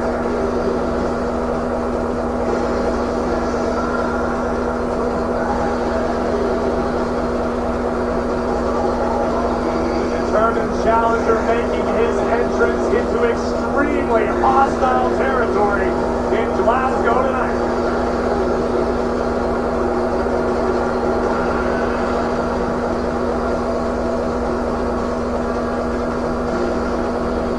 Well, hello again, everybody, and a happy early Father's Day to all of you. I'm Michael Cole from Monday Night Raw, from Friday Night SmackDown, Corey Graves and Wade Barrett. This, Corey, is an I Quit match. This could go all night. This may be the only match we get to witness tonight at Clash at the Castle, because I don't find it fathomable at all that either Styles or Rose will ever say, I quit. And we have Wade Barrett, of course, from the United Kingdom. Welcome home. Are you excited for tonight? I'm thrilled. I'm pumped up. I'm especially excited. We saw here on this desk when Peter we're in the UK. Why not let the British boy have a little go?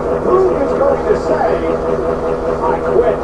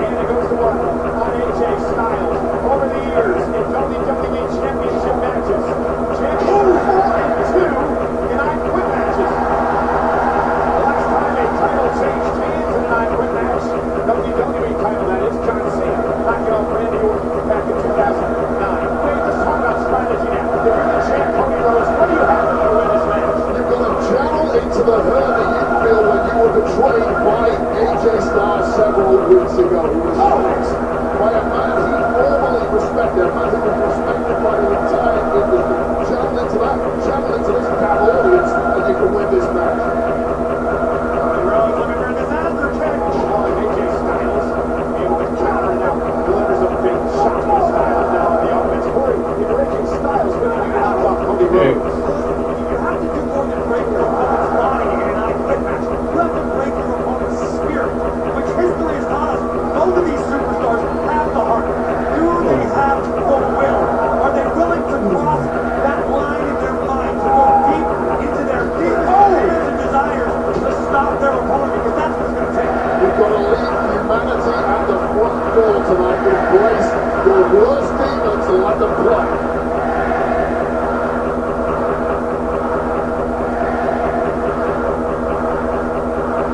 Major points in quick tonight, gentlemen. We have a rowdy, sold-out crowd.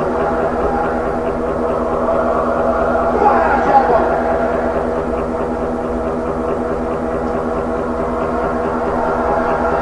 As AJ Styles was questioned in the kickoff show yesterday, who's been skip you lose tonight? He said, I'll cross that bridge when I come to it.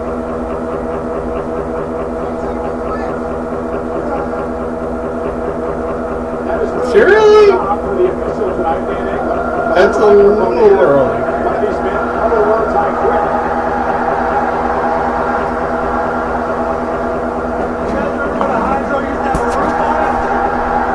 Here comes the table. Here comes the table.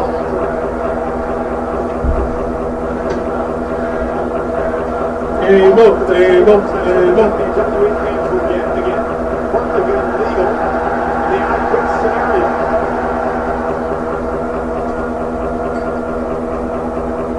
Cody knocked off AJ in Backlash back in May in a great matchup. Definitely an instant classic in Backlash, but at that point, this is a professional rivalry only. AJ Styles has turned the tides into his own favor by betraying Road. I'm curious to see how that factors into this.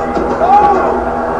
AJ, the first into the steps. I'll tell you right now, Cody, AJ Styles had absolutely no chance than to attack Cody Rhodes, to turn the tables on him and get back to the front of the line. He simply doesn't have the time to waste in his career to get to the back of the line. I'm going to disagree with you, Wayne. There's been a lot of speculation about AJ being ready to wind down his career, but in my opinion, Styles still has plenty left in the tank and could be the next undisputed WWE champion. Cody puts off the barricade as they fight in the audience. I fully agree with that, Corey. That's exactly right. He should never be anywhere near the back of the line. Nick Aldis has made very few missteps in his time as GM. That was a big one. The sands of time for AJ Styles' career when that was going to make every single break. So wait, speaking of misstep, did Cody Rhodes make a mistake in challenging AJ Styles to an I Quit match? All Styles is looking for was a regular wrestling match for the title. Oh! 100%. Listen, let's tap into their arsenal. AJ Styles, for example, has a classic submission hold, the calf crusher, that he has won countless matches with. Because Cody Rhodes is technically astute. I don't know if there's the same power of submission available to him to make AJ Styles utter those words, I quit. I agree with you, Wayne, but in my opinion, Cody Rhodes is going to have to take it old school tonight. Cody's going to have to turn up the aggression, turn up the ruthlessness, bring all the rules that are perfectly illegal in this matchup anyway. Cody Rhodes has used the figure four in the past. As AJ Styles has bounced off the wall. They're fighting back in the locker area now. There. Here's how enraged AJ Styles has got Cody Rhodes, the ultimate professional, is completely unraveled, and that is why he took that option of making this an I Quit match. Excuse me. That's what happens when you don't fight up to make mistakes. Yes. This sort of ruthlessness from Styles is what's at table. Of course, Rhodes would say I quit if indeed that is at all possible. An I Quit match, it doesn't matter where you say I quit, you don't have to be in the ring. Do it out in the parking lot. Back into the arena now, the Oval Hydro in Glasgow, Scotland. Could this be a case of AJ Styles right now playing a little rope window, hoping Cody Rhodes burns himself out because Cody has been going 100 miles an hour from the opening bell? Or is he just a dope and is not going to have any chance in this matchup as Cody Rhodes continues to beat the hell out of him? The durability of AJ Styles will suggest historically he can take a beating and keep on swinging. Cody Rhodes burns himself out in the early moments here, Corey. You're absolutely right. It will be a classic error. Corey mentioned it earlier. This AJ Styles with that retirement ruse embarrassed and humiliated Cody. Cody has not forgotten it. AJ able to block. And AJ Styles, a former two-time WWE champion, who's the first man to ever win that championship outside of North America. He hopes to do it again tonight. Double leg takedown. And this is what I was talking about earlier. Cody knows how to use the figure four. He does have a submission move in his arsenal. And he may try to get Cody Rhodes to say, I quit.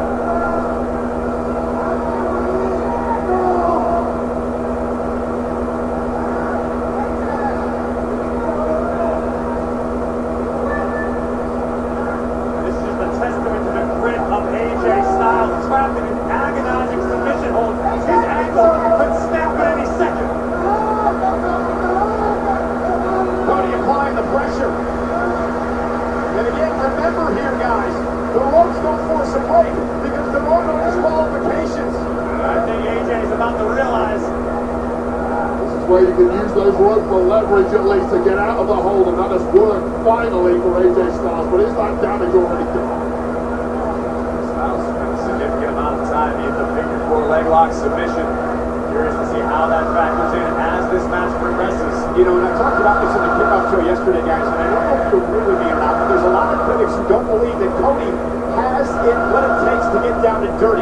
Does he have the killer instinct? Does he have what it takes to win an I Quit match? To win a match like this, you have to be prepared to be a heinous human being, to do the despicable to another human being. You're absolutely right. Both men tumbling out of the ring. Cody hit the apron hard. AJ hit the floor hard. It's a lower back of Cody that perhaps got the worst about it. AJ Styles got knocked loopy in the close of their dimension call. It's tough to tell who got the worst of that exchange. Both superstars' bodies racked with pain after the spill to the outside. Now Styles, look out, guys! Ouch! Right in front of Ouch! Cody Rhodes dumped on the announce table by AJ Styles. Cody Rhodes landed high on that neck, crashing that spine in the process. Cody trying to... I don't think AJ Styles is done yet. Styles is... Oh, God! A brain buster! A brain buster right on our table! Get in there, Angler. Ask the champ now.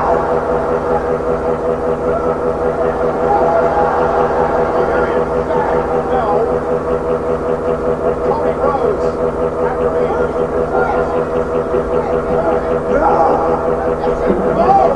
That's legal, but I'm not sure it's ethical. You can just question the ethics of somebody in an I Quit match for the undisputed WWE title. Yeah, Michael, did you just... Bell's up the ring. The ring bell is Cody Rhodes, and all of a sudden, AJ Styles is taking over.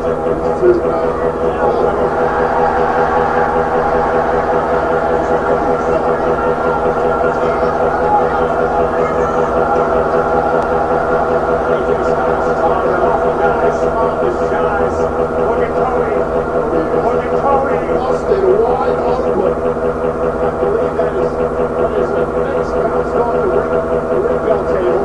Now, the American Nightmare wearing the infamous Crimson Mask. AJ Styles loves what he sees. You get blood in your eyes, you cannot defend yourself. This just got a whole lot easier for Phenomenal One. I always use the great white shark analogy. I don't know if it's ever been more apropos than it is right now. Oh, and Cody trying to fight back. Couple of hands. Rhodes back to his feet. Styles, though, right back to the banged up face of Rhodes. Styles is enjoying this. It's almost as though these rabid WWE fans are fueling AJ Styles. Nobody has ever doubted that AJ Styles could get aggressive and vicious. Bang! Neck breaker. Neck right to the knee. Absolutely not. And another. No. Cody Rhodes. This audience was supporting AJ Styles. It just went out the window. Very rude words about AJ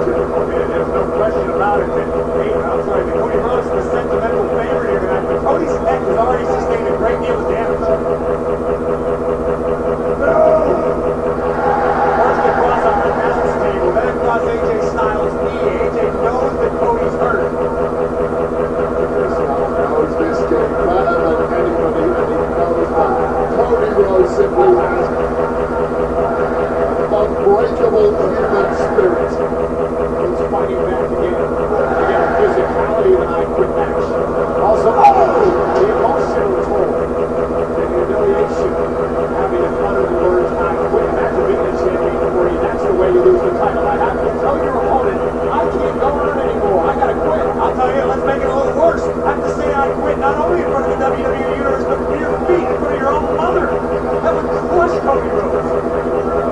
You are the leading light in this industry, and you intend to stay there a long time like Cody Rhodes does. I don't know if there is any way back to that position if you utter the words I quit.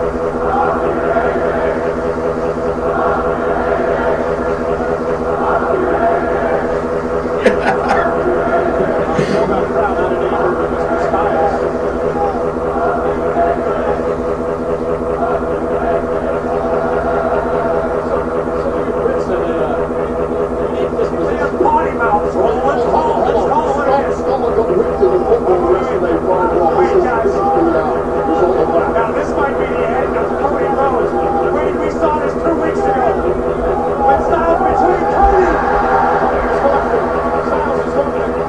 Styles Cody Rhodes able to counter. AJ just thought Cody was a little more beat up than he really was. Cody's been a master of still fighting the dark. Cody buys himself some time as he rolls back into the ring. The undisputed WWE champion. Incredible scene tonight, sold out in Glasgow. Song against Boniak, like I said yesterday, definitely not worth winning for. Did you think Mr. Regal for the test to correct you?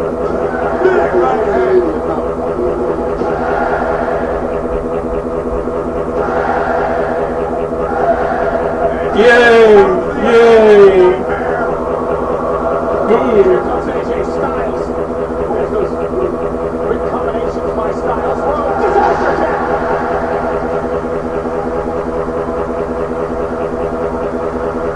And that changes the momentum of the match.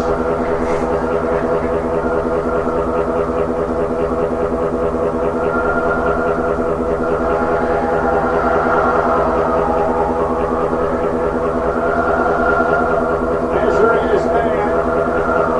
Cody looking for crossroads on Styles, who delivers a knee to the face of the Pele kick. DDT. A combination like that in a normal match might end it, but these are I Quit rules.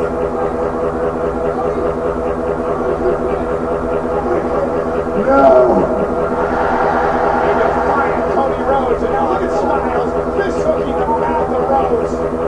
This is just agonizing. This is ruthless.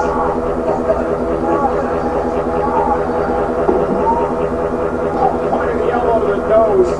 Shows you the versatility of the veteran AJ Styles, from crisp maneuvers 1 second to disgusting heinous acts the next.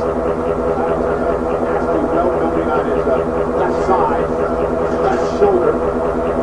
Now Styles in a steel chair, again illegal in an I Quit match. Full body ice packs after this one. They call those ice baths.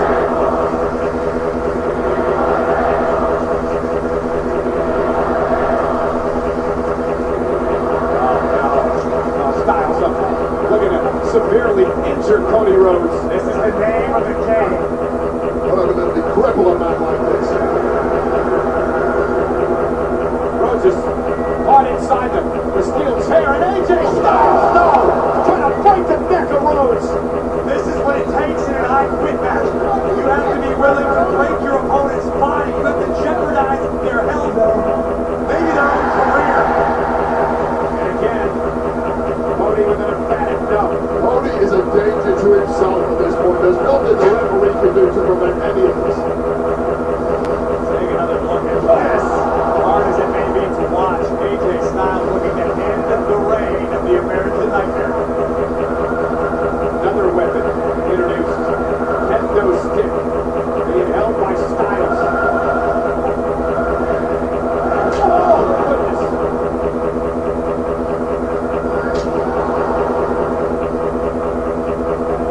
Listen to those cracks.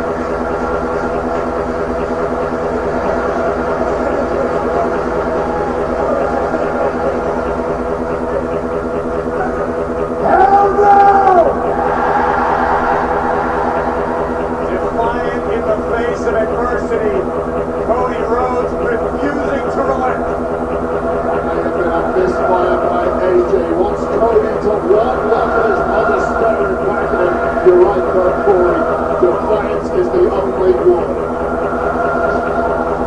First a public painting, now a public whipping of Cody Rhodes by Styles. He's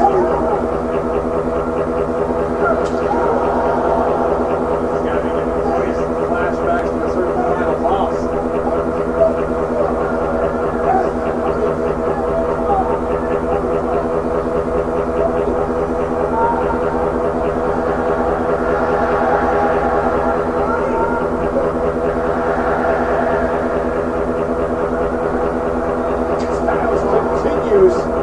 This assault. Well, what Cody's for is just making that cold sweat off again and again.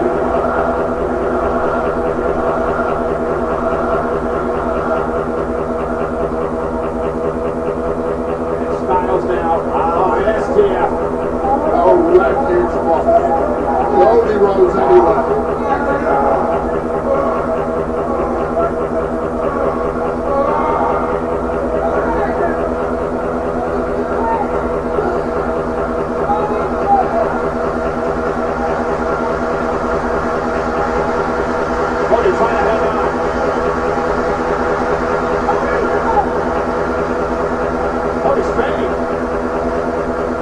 Trying to get his fingers in between the hands of Styles. Yeah, but he's fading. Cody's fading. Human body has limits.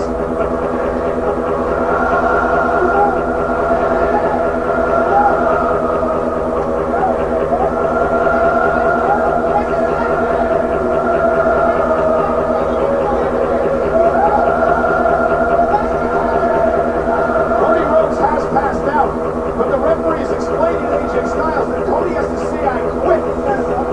He has to utter those words in order for AJ to win the match. AJ just saying he's going to win. Body has quit on it. That longer anyway, weren't you? What does Styles possibly have in mind next?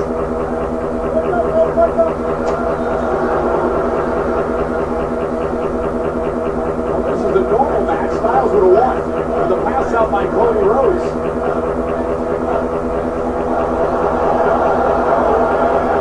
You know what we keep in those velvet bags, guys.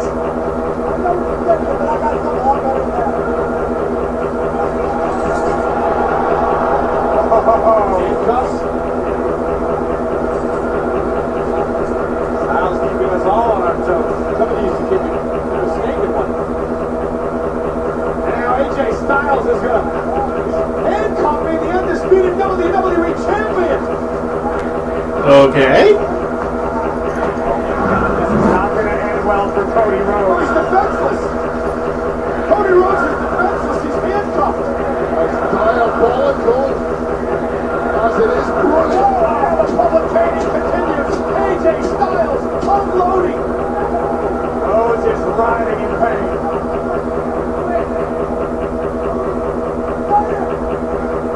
No.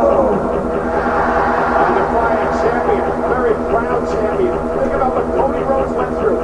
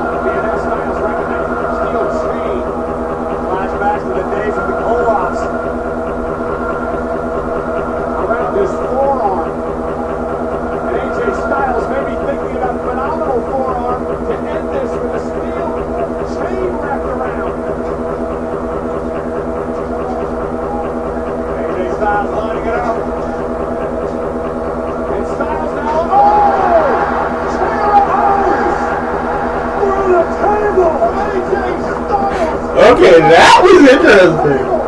Like, yeah. And the one thing I'm not sure if you guys noticed, but Cody Rhodes has been able to move the handcuffs from behind his back to the front of his body. A very important point here. And it could have potentially been avoided had Styles not spent so much time berating Cody's mother. He bought himself some time. He hasn't bought himself freedom from those handcuffs. That's the issue here.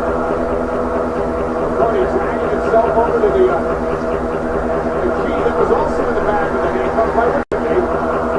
And Cody now looking to unlock the handcuffs, and he does. Critical moment in this match for the undisputed WWE Champion.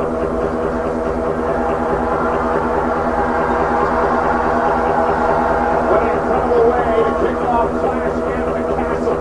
Styles back into the ring. Cody Rhodes now using the handcuff as a weapon. The handcuff that AJ Styles introduced to the match. Rhodes just tattooed Styles with a chain from the handcuff. And it appears as though the American Nightmare is free. What a momentum change. Styles in the corner. Back to an even playing field. And Cody's returning the favor. torturing AJ Styles. Cody Clash. Here comes Rhodes. Cody's fired up. Cody ain't up. You can feel the fire burning in the veins of Cody Rhodes.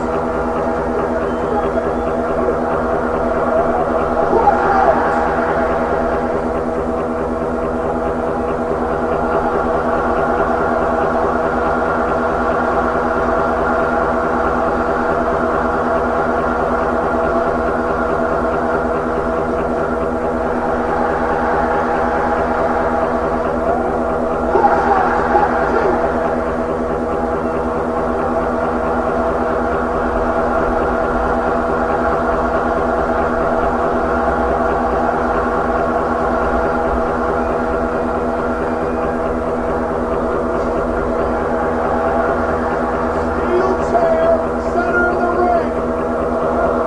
Crossroads free onto the chair. Might be AJ Styles who's out cold right now.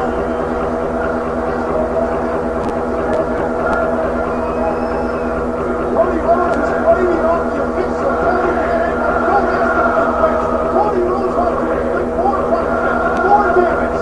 Cody's lost his damn mind. Cannot lose sight of what is most important here. This is winning the damn match, Cody. Can't lose sight of what AJ Styles is trying to do to Cody Rhodes' mom as well. Styles still stirs after that volley of abuse. And now it's payback time. And Cody Rhodes handcuffing Styles to the rope.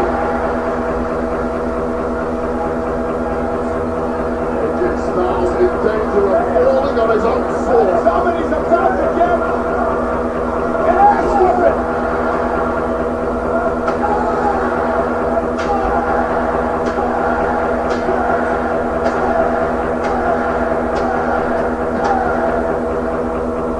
A relentless kicking and assault by the champion.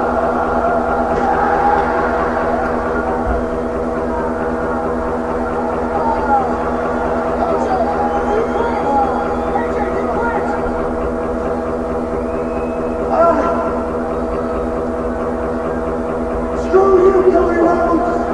Styles has still got fight in him. AJ may have no choice to retire after this beatdown. And again, chair right to the midsection.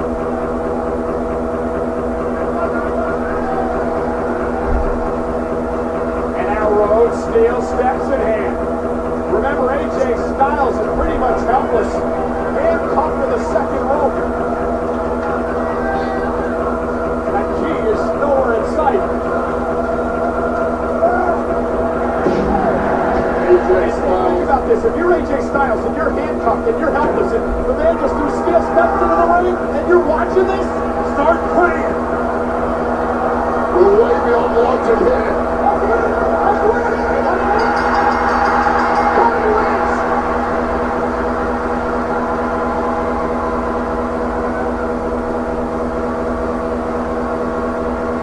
AJ had enough.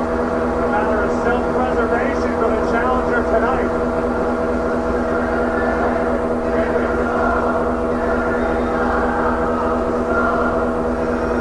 Cody just locked eyes with his mother.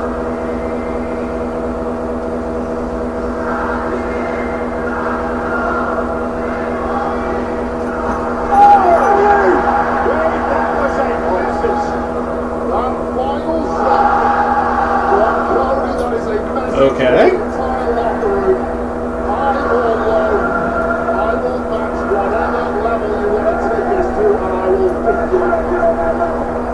Cody Rhodes, guys, was just screaming down at me based on a question that I asked him on the kickoff show yesterday.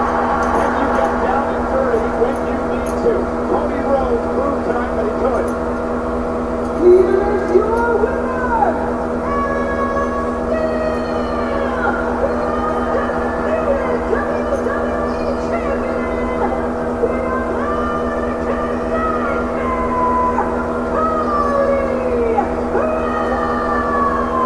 To show you what happened toward the end of this matchup, my question is this: what's next for AJ Styles? Cody Rhodes celebrating the undisputed WWE Championship in a brutal match. As expected, it was brutal. It did deliver on all the promises. You see how Cody was able to free himself before delivering a chair shot between the eyes of AJ Styles, which turned the tides of this matchup, Wade. Finally, Cody got himself free and made it clear he was prepared to stoop to those depths that AJ Styles dragged this match to and beat the phenomenal one at his own game with shots after shot, volley after volley on abuse. And this is where it really changed goal. Yeah, when he handcuffed AJ Styles to the second rope, AJ Styles disrupted Thomas moments ago. He had been busted open as well, much like Cody Rhodes was. As Rhodes unloaded with a steel chair, I believe that what happened after this,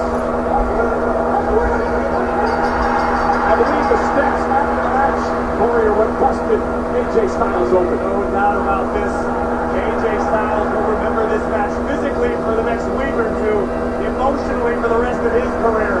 What a night, what a win for the undisputed WWE champion. The American Nightmare, Cody Rhodes, proving to the world tonight that he will do anything he needs to keep the undisputed WWE title that he worked so many years to obtain. And I was impressed with Cody Rhodes tonight. I had my doubts if he'd be able to get down into it like he did tonight, Corey. When chips are down, you find out what a champion truly is made of. When Rhodes' back was against the wall, he persevered, he pushed through, he rallied behind the WWE Universe that fueled him, and Cody was able to do the shoot. Turn around, Cody. You got company. The bloodlines solo Sikoa.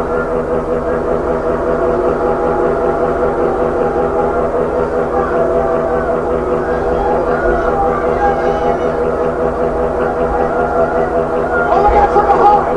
Going to the bloodline. Tagalova. Who has just put himself through now. But what did Solo Sikoa say on SmackDown? He's going to take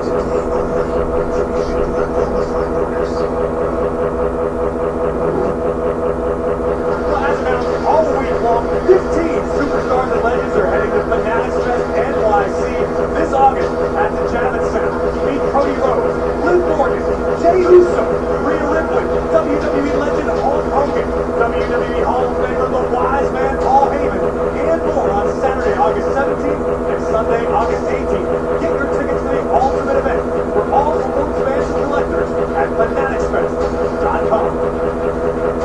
Clash in the Castle is powered by Prime Hydration. Hydrate with Prime X. Gather codes, complete your treasure map on drinkprime.com, and you might just claim $1 million. Drink Prime.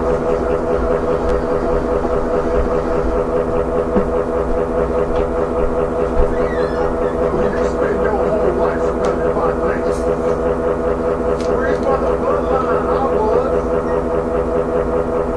you dream to follow in their footsteps.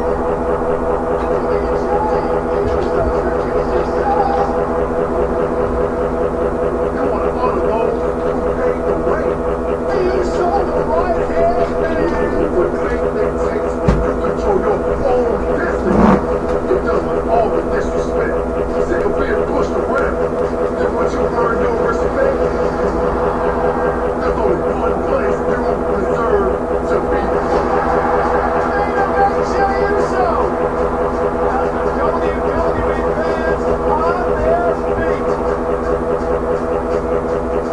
When Jay Uso is in the main event, he has an extra gear. Jey Uso said he is starving and he's ready to eat.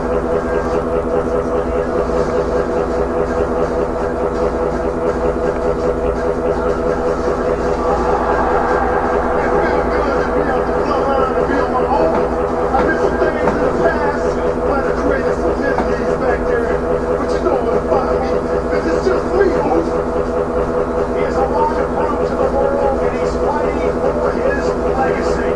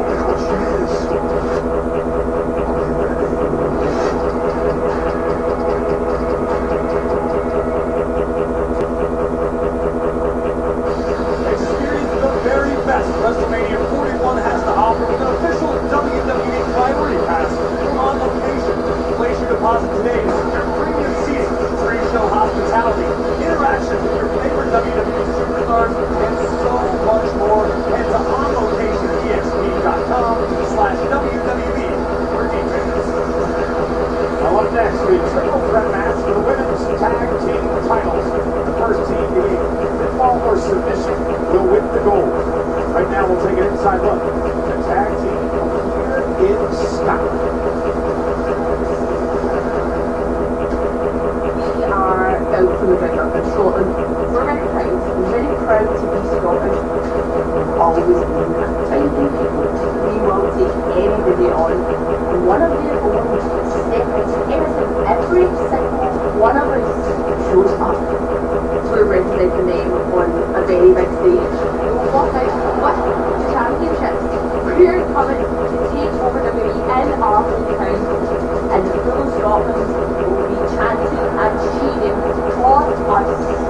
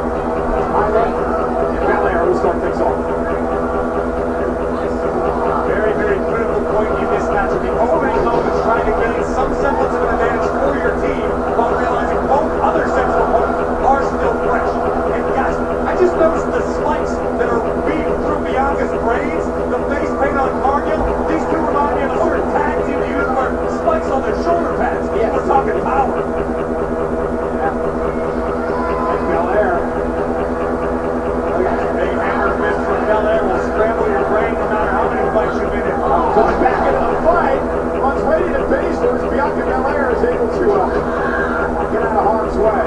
He's smart. Danger. This kind of matchup, you're always going to fresh opponent somewhere. Belair at this point wants to Come home, shoulders down, and a kick out.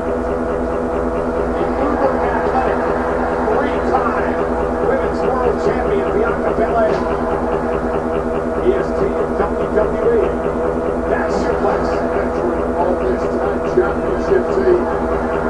Leading from the front. Belair. A great move. Cutter on Basil. And Dawn going to break things up.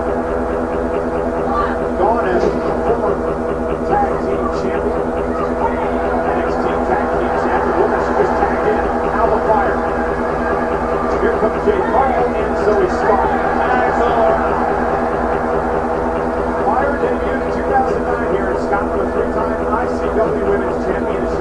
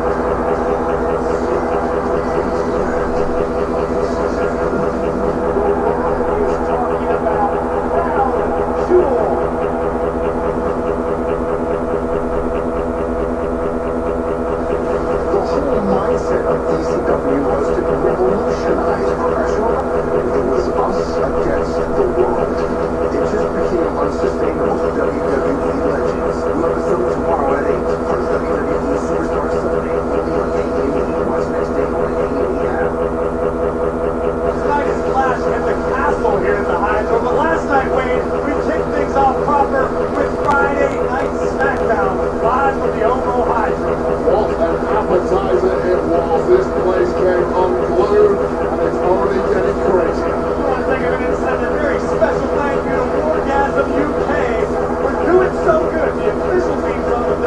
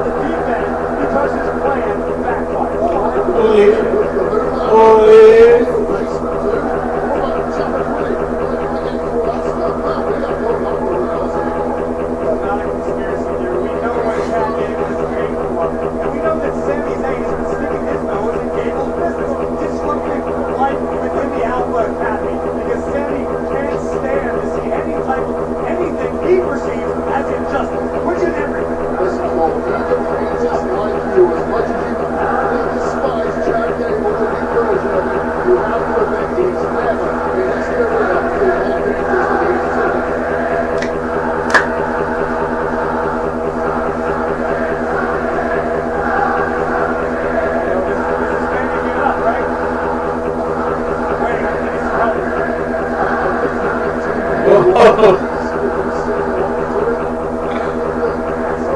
Okay. Jack Gable looking to refocus. Collar and elbow tie up the Intercontinental Champion, Sami Zayn. Listen, sometimes you're just not quite good enough to win the big one. And Chad Gable has not been able to win the big one yet, and that sticks in his craw. That's a good thing. That's an obsession. That's a guy who is driven to be better and better. Here's the problem. I don't think he believes in himself anymore. I don't think he believes he can get the job done. That's why he wants Otis and Maxine to get involved in these matches. You've got Sami Zayn planting seeds of dissension at every given turn. Of course there's going to be some problems within the academy. Gable should be able to count on the support of Maxine and Otis, but instead, Sami's trying to drive wedges because that's what Sami does best. Because there's a conspiracy theory, Cole. Sami Zayn is terrified of Master Chad Gable. The man that he turned to in his hour of need before WrestleMania. Now, as Paul says, the wedge is being created in our family. It's all my game to put Sami Zayn. It's like taking Master Splinter away from the Ninja Turtles. They've been useless.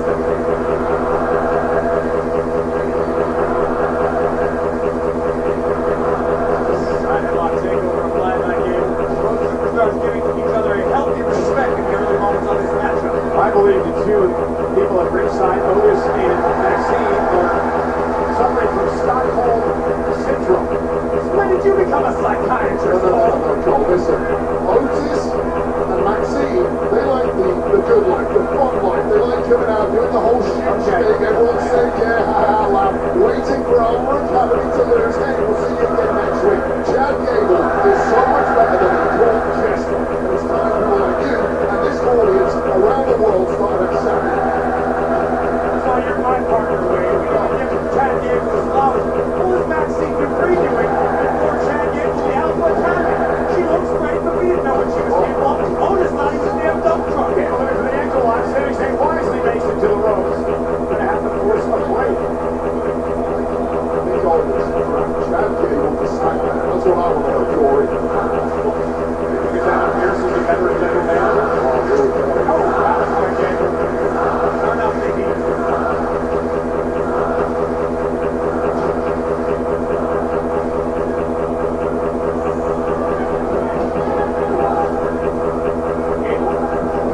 Now over the top rope by Zayn and outside. Now Sami Zayn. That's Chad where he wants him, and Zayn. Okay. Different about it is Gable moved out of harm's way. Gable's reflexes, seconds are not.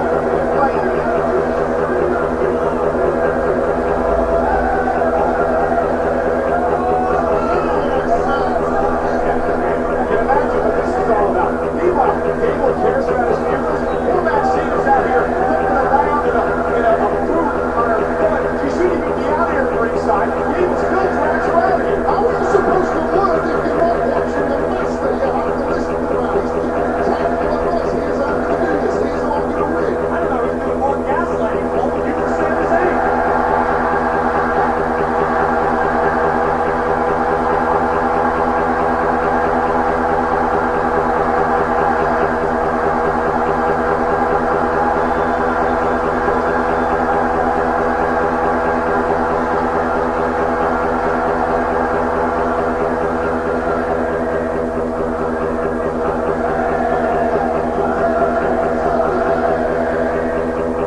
Sami has been begging Otis to break away from that goofy Gable because he can be something by himself. Goofy Gable was the guy who said shoot. There's nothing goofy about this version.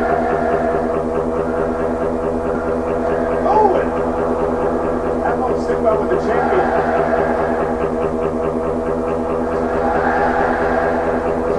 Nice side headlock takedown, but Gable turns it around. Listen, Sami is not going to win a technical wrestling match against Gable. There's going to doubt about that.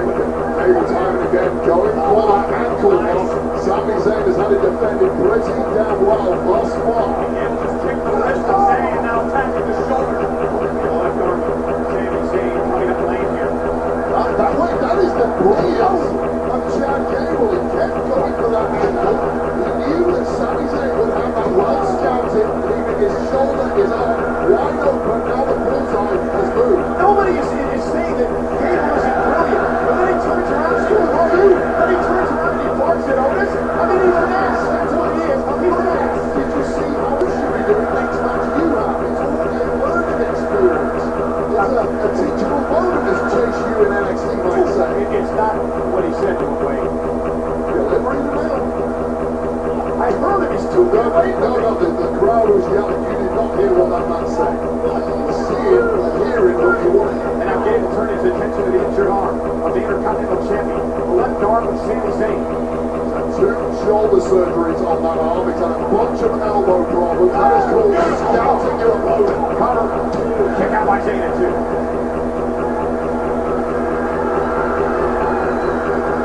Again, Otis has just been so conflicted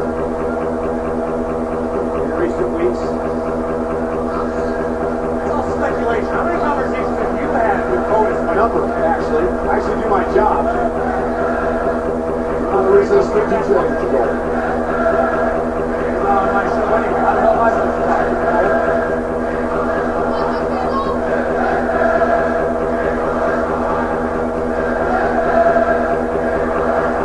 You want to translate that first, buddy? The conga, I can tell you the original version. This version is twisted in Scottish parlance. We can quite understand it. You're going to play this later tonight at King Jones's. We might go to the garage. Up and over the outside. Oh, And no. again, very focused on the attack. This place is electric tonight. Over 14,000. That was a lesson about focus, Michael Cole. Got twisted into your own little world. Well, yeah, he's telling Otis to focus because he doesn't want Otis to listen to 14,000 people cheering for him, begging him to do the right thing. Begging him to go down the wrong pathway in life. Propaganda to Otis is what Chad is doing. Propaganda, perfect word. That sums up Michael Cole. The immorality Scotland's greatest export. Oh! Big forearms. Gable in the corner. Sami Zayn now collapsing in the corner, near helpless. Gable's putting on a clinic as we speak. I think he's telling Otis to, hey, stay focused because when I need you, you got to be ready. This has nothing to do with training Otis. It has to do with making sure Otis is in place when Gable needs him. Sami Zayn continuing to have issues with that arm. Don't forget, Sami Zayn throws a ton of strikes. Absolutely, potentially going to hamper the offense of Sami Zayn, although he now finally has the upper hand. Unfortunately, you know as well as I do what Sami Zayn is made of in the ring.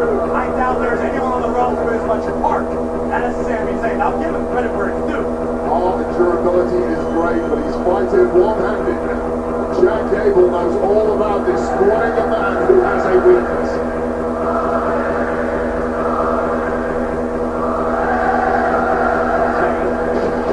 Leapfrog. Gable tries to step it does over the top rope. Issues with that arm of Sami Zayn. Not pull up an Irish whip, but barely clothesline Chad Gable over the top ropes. Zayn will be damned if he loses the championship. Chad Gable made him attack Sami in front of his family in Montreal. Off the top rope, Gable goes down.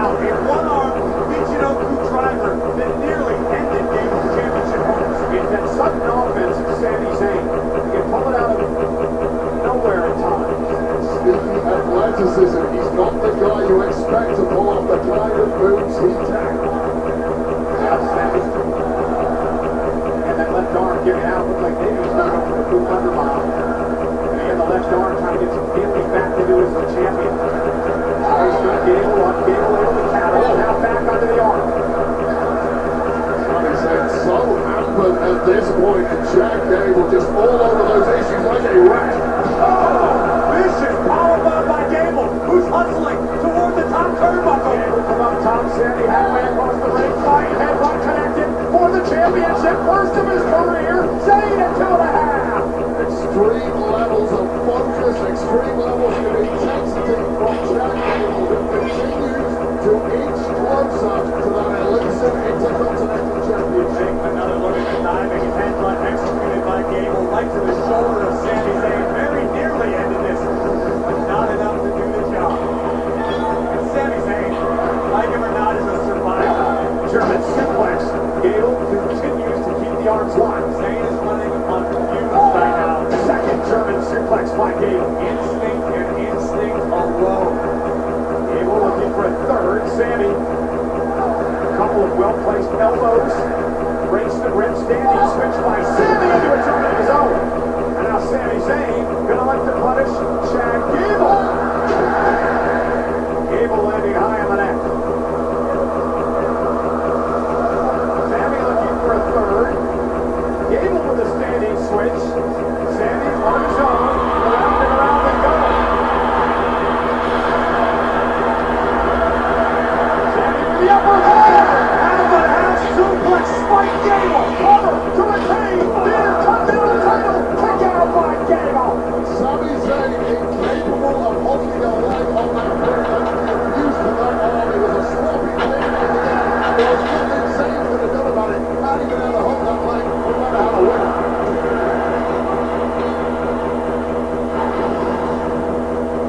Intercontinental Championship on the line. Sami Zayn versus Chad Gable. Look at the landing one more time for Chad Gable. Right on the crown of his skull. You take a move like that, you desperately try to protect yourself, whether it's from your back or your stomach, whatever way. The worst way to land directly on the top of your head. Gable might be about a half inch shorter than he was at the beginning of this match after that landing. Don't tell him I said that. These two men with a just total disdain for one another.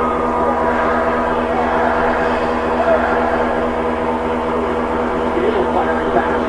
Point of the match was about who had the deepest tank. I wouldn't bet against the Olympian. I would bet against Sami Zayn. A takedown. Crossface submission cinched in. An absolutely sudden takedown by Chad Gable.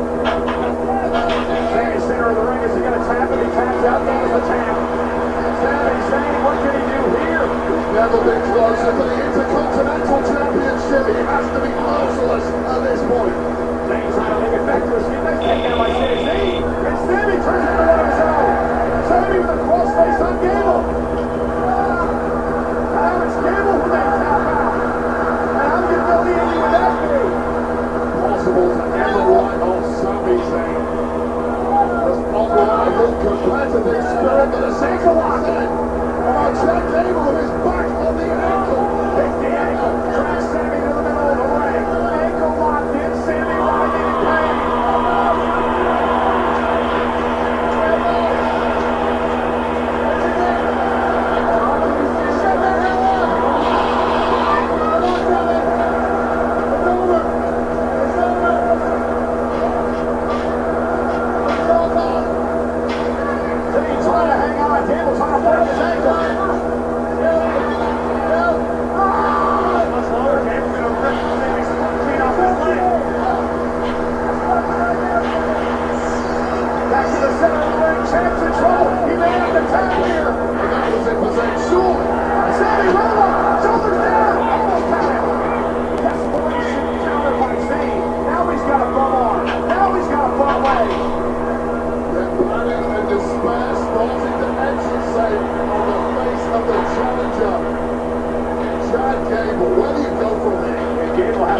You're wondering, what do I need to do to put Sami Zayn away? The blows.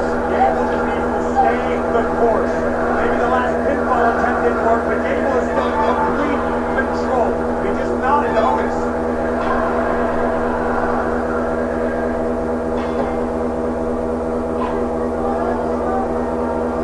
Well, that's not your title yet, Gable. That's not your championship. Get yourself a score.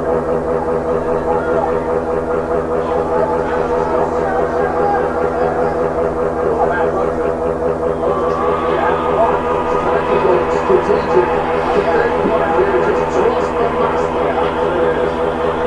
I'm sure it's fair, too. Chad Gable. Even a 4 count if he continues. Oh, he wants Maxine to use the title. Get Sammy with the title. Don't do it, Maxine. Don't do it, Maxine. Don't do it. Do it. Thank goodness.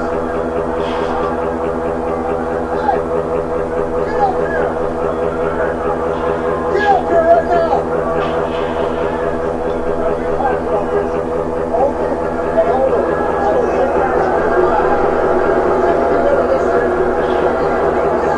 I roll the strap. Every time I come in. Sammy's in! Oh, wait, oh, who would have kicked almost hit Maxine? Chad Gable gonna take advantage. Chaos Theory! Maxine on the win! On the Maxine distraction! Sammy takedown! Sammy takedown of Chaos Theory and 2! Gable's gonna lose it! Gable thought he had the title! Ain't the force, Chad. Sammy almost inadvertently a little bit kicked Maxine. And now Maxine is pleading with Gable. She's saying, I'm sorry, I'm sorry. Every single win. I had to get there.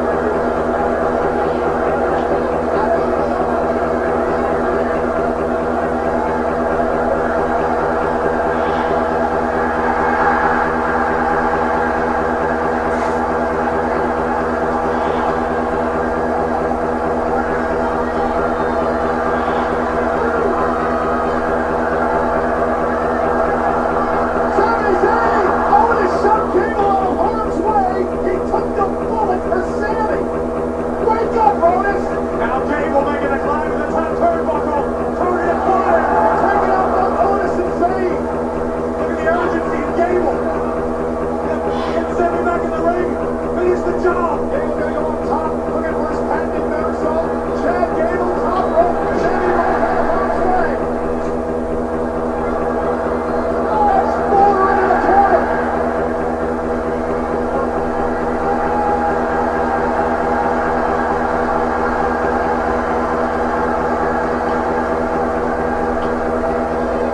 Went with a kick with the bad leg gave way. The leg that Gable had worked on to help him match up with the ankle lock gave way to Sami Zayn. Those amazing powers of recovery of Chad Gable dusting at home.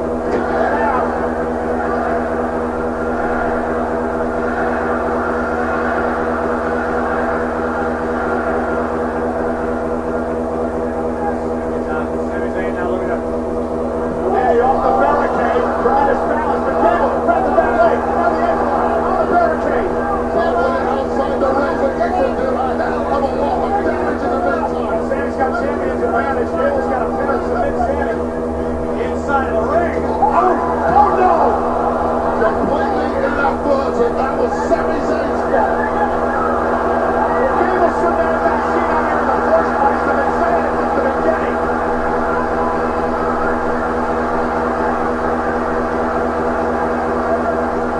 Make him pay, Otis.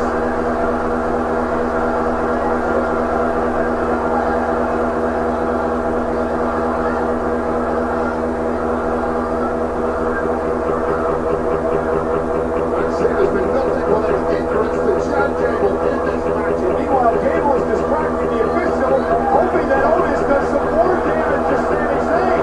Otis is conflicted. Otis won't pull the trigger. Otis is conflicted here yet again tonight. Gable begging Otis to do something. Well, you keep. Do the right thing, Otis.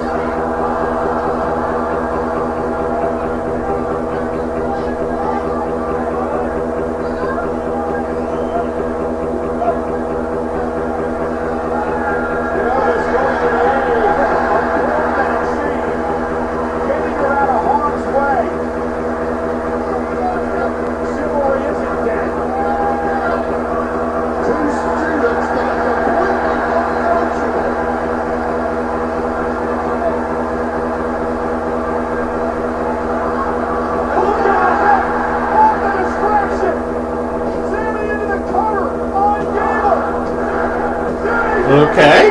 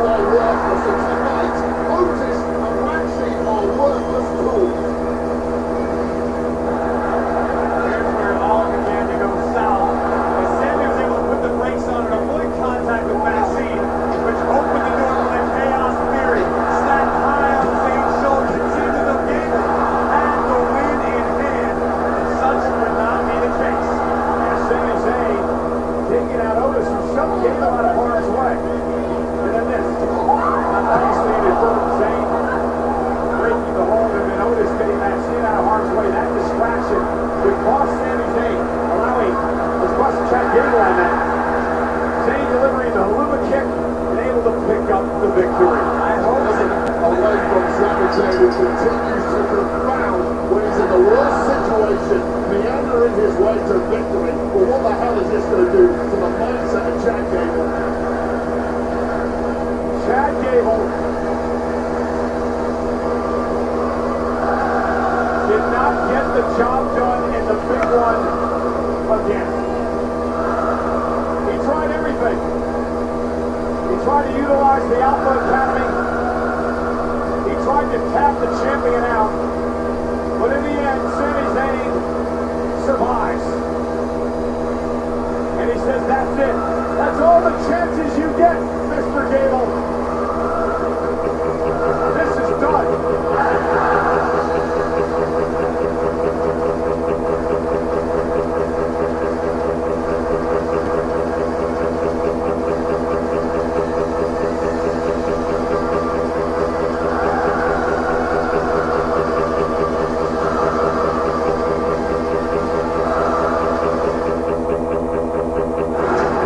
Welcome, everyone, to the biggest event of the summer. For more than 35 years, SummerSlam has delivered some of the most amazing moments in WWE history. Are you completely in shock right now? And 2026 will once again make history. Fasten your seatbelts. It is about to go down. Let's go. Working with Minnesota Sports and Events, we will expand SummerSlam to 2 nights. Saturday, August 1st and Sunday, August 2nd, 2026 in Minneapolis, Minnesota. Live from world-class U.S. Bank Stadium, WWE will bring 2 epic nights of SummerSlam to the Twin Cities. So there's only one question to ask. Are you ready?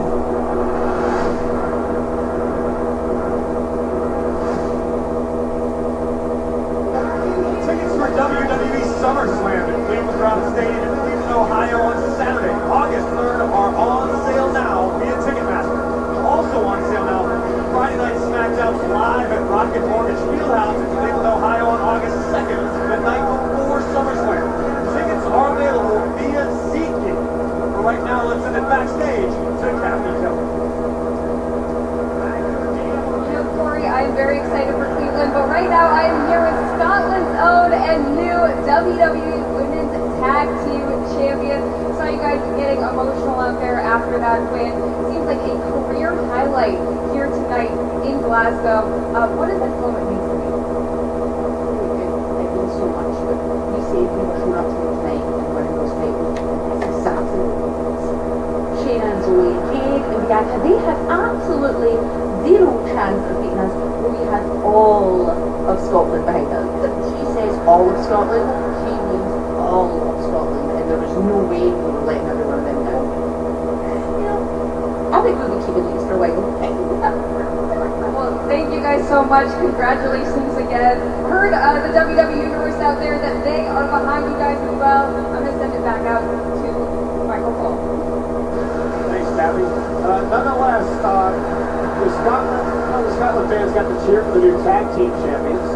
It could happen again in our next matchup. Because the WWE Women's Championship is on the line? Yeah, Bayley defending against this woman from Scotland, Piper Niven. This moment forever.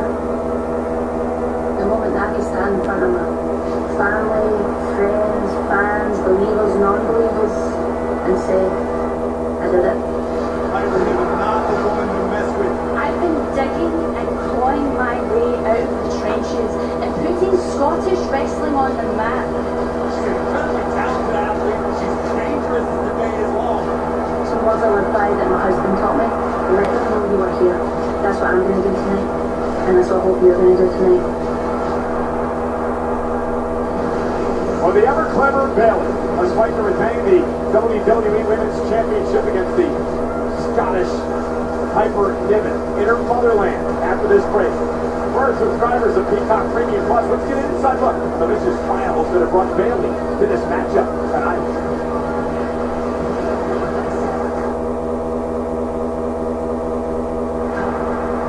I feel so damn proud to call myself WWE Women's Champion.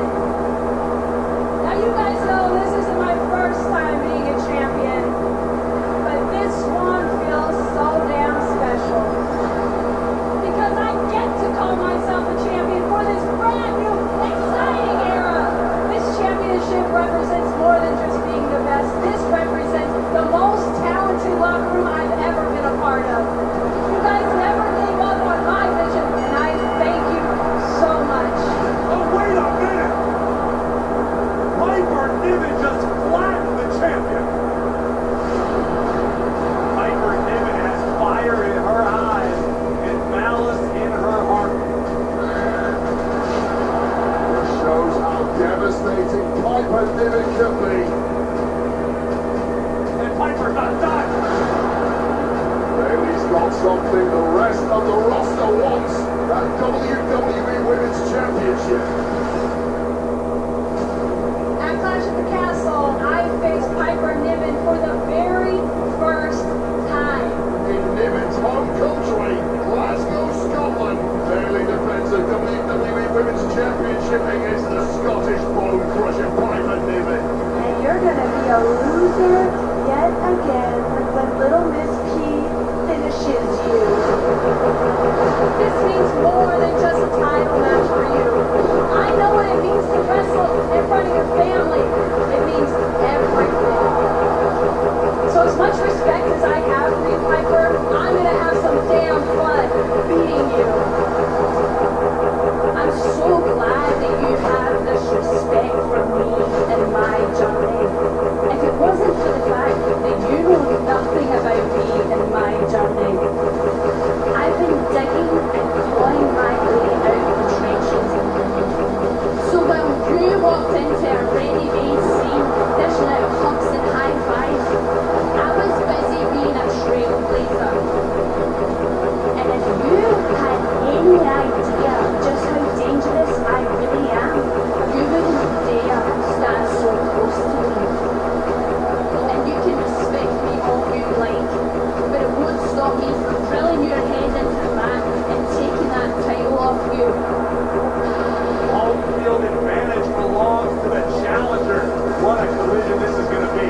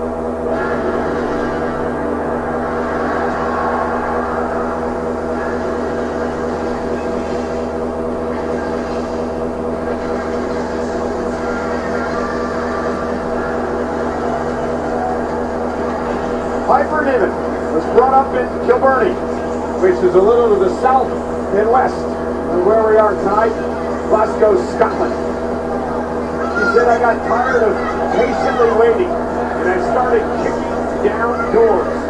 And unfortunately, nobody told Bailey not to answer the door to Piper Niven. Piper Niven looks like a woman on a mission tonight, accompanied to ringside by Spicy Mechanics tonight.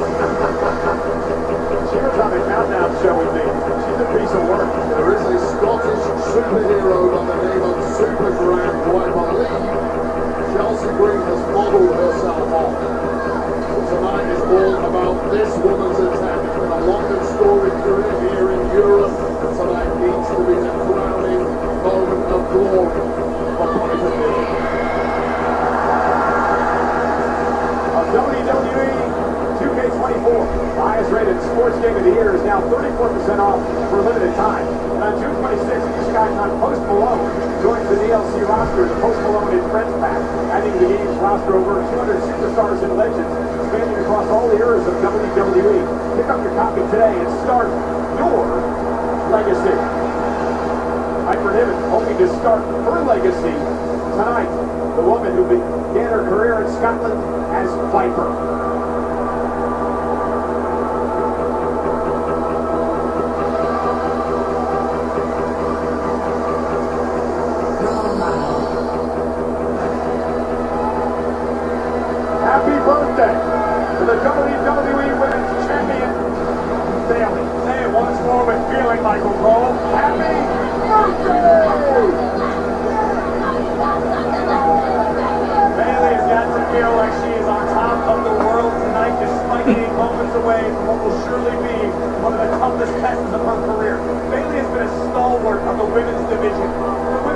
on both Raw and Friday Night SmackDown are arguably healthier than they've ever been.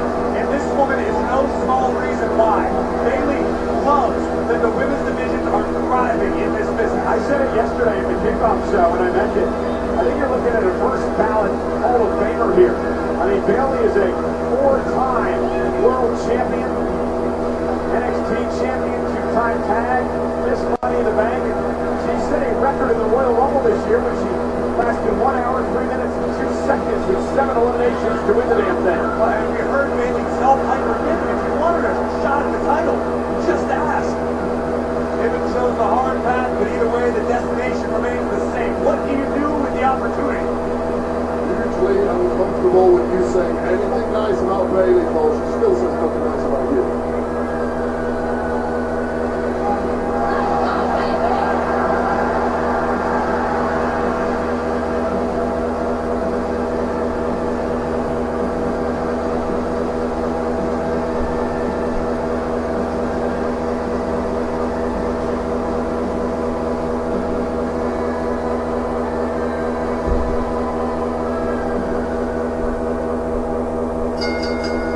The following contest is scheduled for one fall, and it is for the WWE Women's Championship! Introducing the challenger, accompanied to the ring by Chelsea Green. From Kilburn, Ayrshire, Scotland,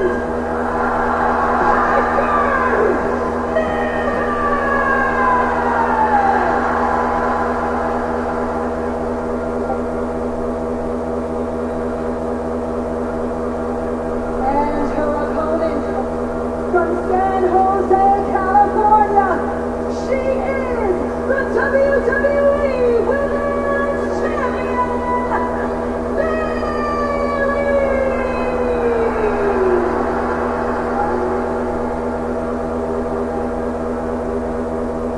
Piper Niven, the trailblazer in Scottish women's wrestling. As a teenager, she kept the love of wrestling to herself because she didn't want to be thought of as a weirdo because wrestling was for boys. But she would debut at the age of 16 years old. She'd be the inaugural two-time ICW Women's Champion before becoming a pioneer of NXT UK. And tonight, she hopes to win her first WWE Women's Championship. Everything that Piper did to get to this point might as well be ancient history for me, because you know as well as I do, in this business, it's what have you done for me lately? And right now, Bayley is the woman to beat. Piper Niven is a veteran, but she has never come close to this kind of pressure, this kind of spotlight, this kind of environment where an entire nation is hanging its hopes on your performance. Behind Bayley as well, fans serenading Bayley there moments ago. Matchup now underway. Piper looks to overpower Bayley. I tell you, that serenade with Bayley, I think that will throw Piper Niven off. She's the hometown girl here that chanted the Bayley. Bayley's got the example of Chelsea Green. Not unlike we said about Alba and Isla Wade, I think Piper needs to do her best to not pay attention to the WWE Universe right now, particularly if they're on the side of the very popular Bayley. I agree with you. Home field advantage. Oh, Chelsea with a cheap shot. Home field advantage is sometimes overblown. Yeah, it can give you a little boost, but it's not some magic pill that means you're automatically going to win, especially not against someone like Annie. And Bayley, couple of forearms to Piper, who came out the stick between Bayley and Chelsea Green. Headbutt now by Piper. All the attrition is looking for one winner, and that's Piper Niven.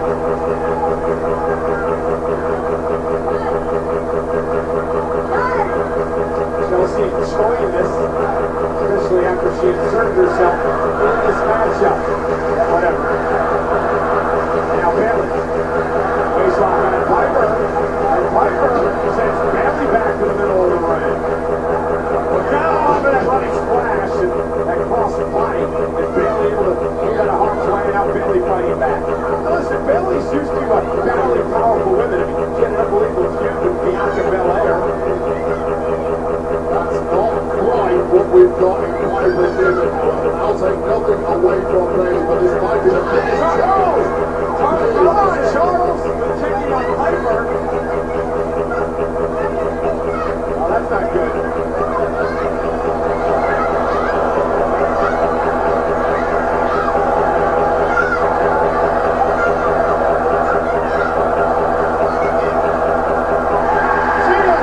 Chelsea's heading back to the locker room.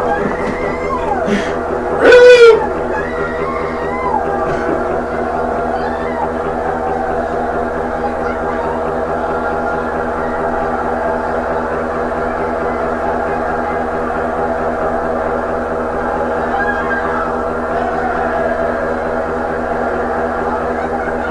Couldn't happen to a nicer person.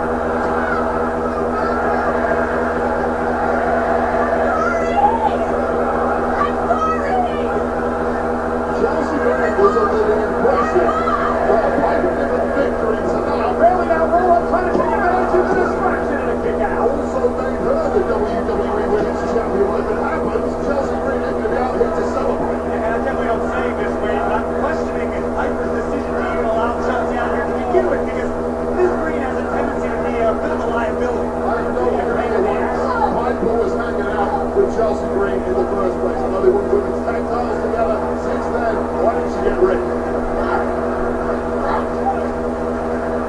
Body shots by Piper Niven. Now, oh, driving Bailey into the ropes to the champ to the floor. Now again, Piper's got a pin or submit Bailey. Champion's advantage in this matchup tonight. It would be an error if Bailey suddenly thought the hard work was done by getting rid of Chelsea Green. The hard work is only just beginning.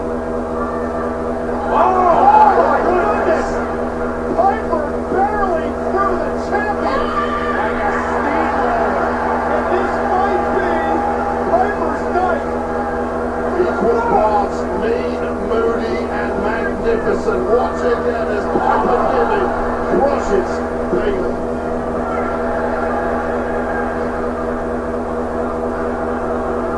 Piper back to the ring. Her opportunity to take out Bailey to win the WWE Women's Championship. Oh, there's that to the spine. A running senton. Piper into the cover to win the championship and a kick out. This on the media rounds this past week in Scotland. Piper Niven did something I've never seen before. She showed her softer side. She showed her sentimental side. Now it's time to return to Piper Niven, who is capable of previous bodily harm. Yeah, I mean, that softer side's all well and good, and she deserved every minute of it, but now she's turned her focus to Bailey, the better, who's fighting back in this match for the WWE title. Piper with a headbutt drops the champ again. Listen, notice how deliberate Piper Niven has been in all of her movements. I know Bailey wants to pick up the pace. I know Bailey wants to quicken the pace. But Piper Niven has just been dominating the champion for the past several minutes, and Bailey's had no answer. We haven't seen enough of Piper Niven in WWE to truly understand how devastating this woman is. Right now, Bailey, one of the best of all time, looks like the ultimate underdog. It's been so easy for Piper Niven. Yeah, Piper, the powerhouse, been dominating Bailey again. Irish whip in the corner, now follows it up with a running elbow. Clothesline. Bailey just slumping into the corner. All the fight has lacked the body and soul of Bailey. Straight through by Bailey. Headbutts of her own, and I'm not sure if it's doing any damage or not. That did some damage, Cole. Yeah, that did.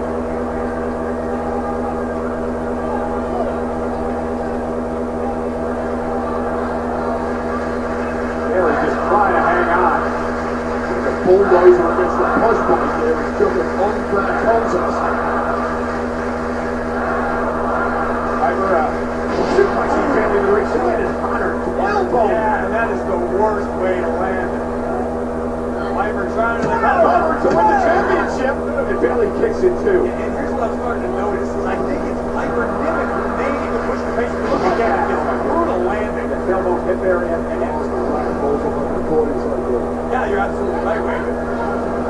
Piper's been delivering massive offense, but then failing to capitalize quickly. And in those small moments, Bayley, the champion, is able to recover just enough to take the next punishment. I think that's nerves. That is Piper not wanting to overcommit against a great like Bayley, wanting to take her time, not wanting to put her foot wrong, but perhaps you're right, Corey, being a little too cautious. Bayley countered it, dropped Piper right on the top of her head. Nice counter by Bayley. And it was critical for Bayley to deliver there. All that Bayley could do was use Piper's momentum against her, get her off balance, just to get a little breathing room.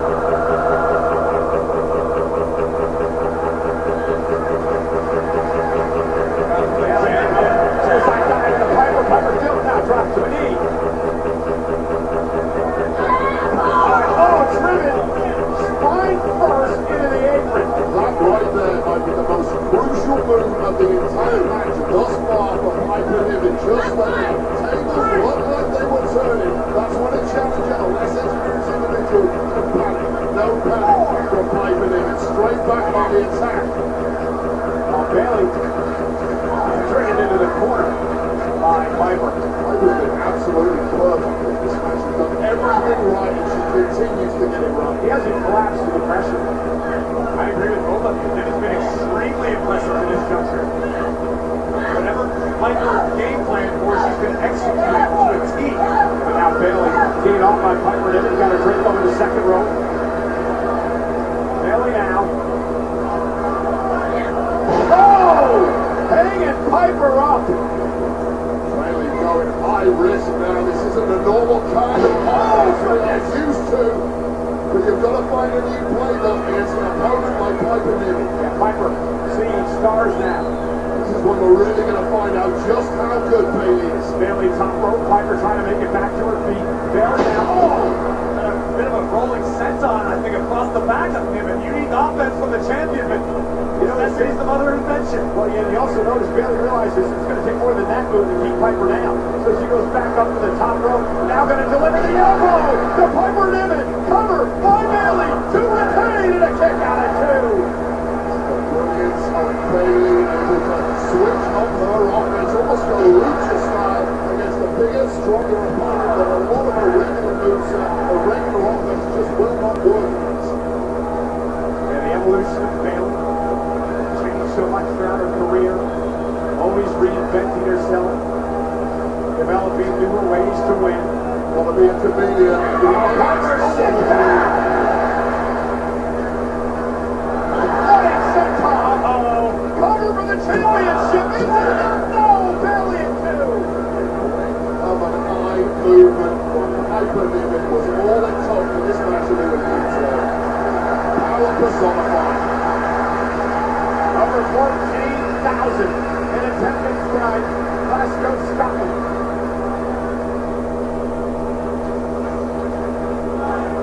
Piper Niven looking for that home run shot. Piper Niven has won this hometown audience over.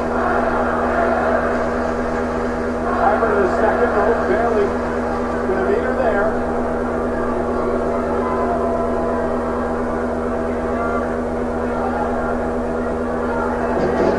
Now goes Bayley again.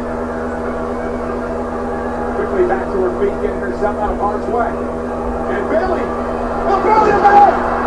That's got to do it. But can Bayley capitalize?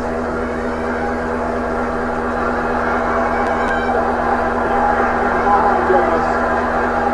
What were you saying about luchas before? Who is this next woman? Nacho Chelsea!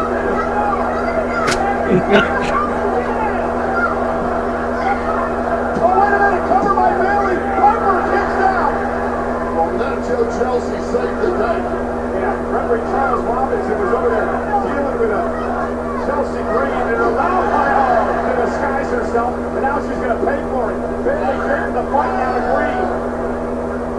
Stand up, Brand Luchadora, or she was the champion at one point on SmackDown. Here we go, looking for the Rose Plan. Piper able to counter. Now Piper with a jeez. Piper driver, cover on Bayley for the win. Bayley kicks out at two.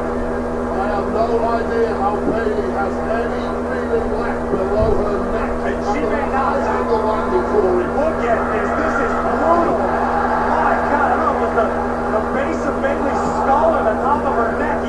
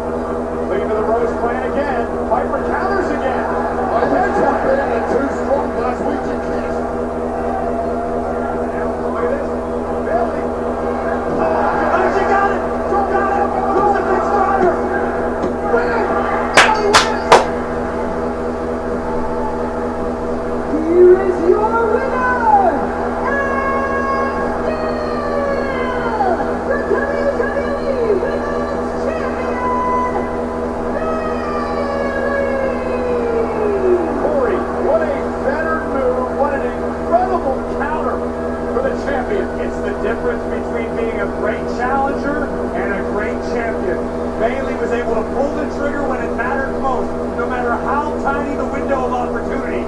Bailey suffered through the punishment delivered by Niven and was able to knock off Piper.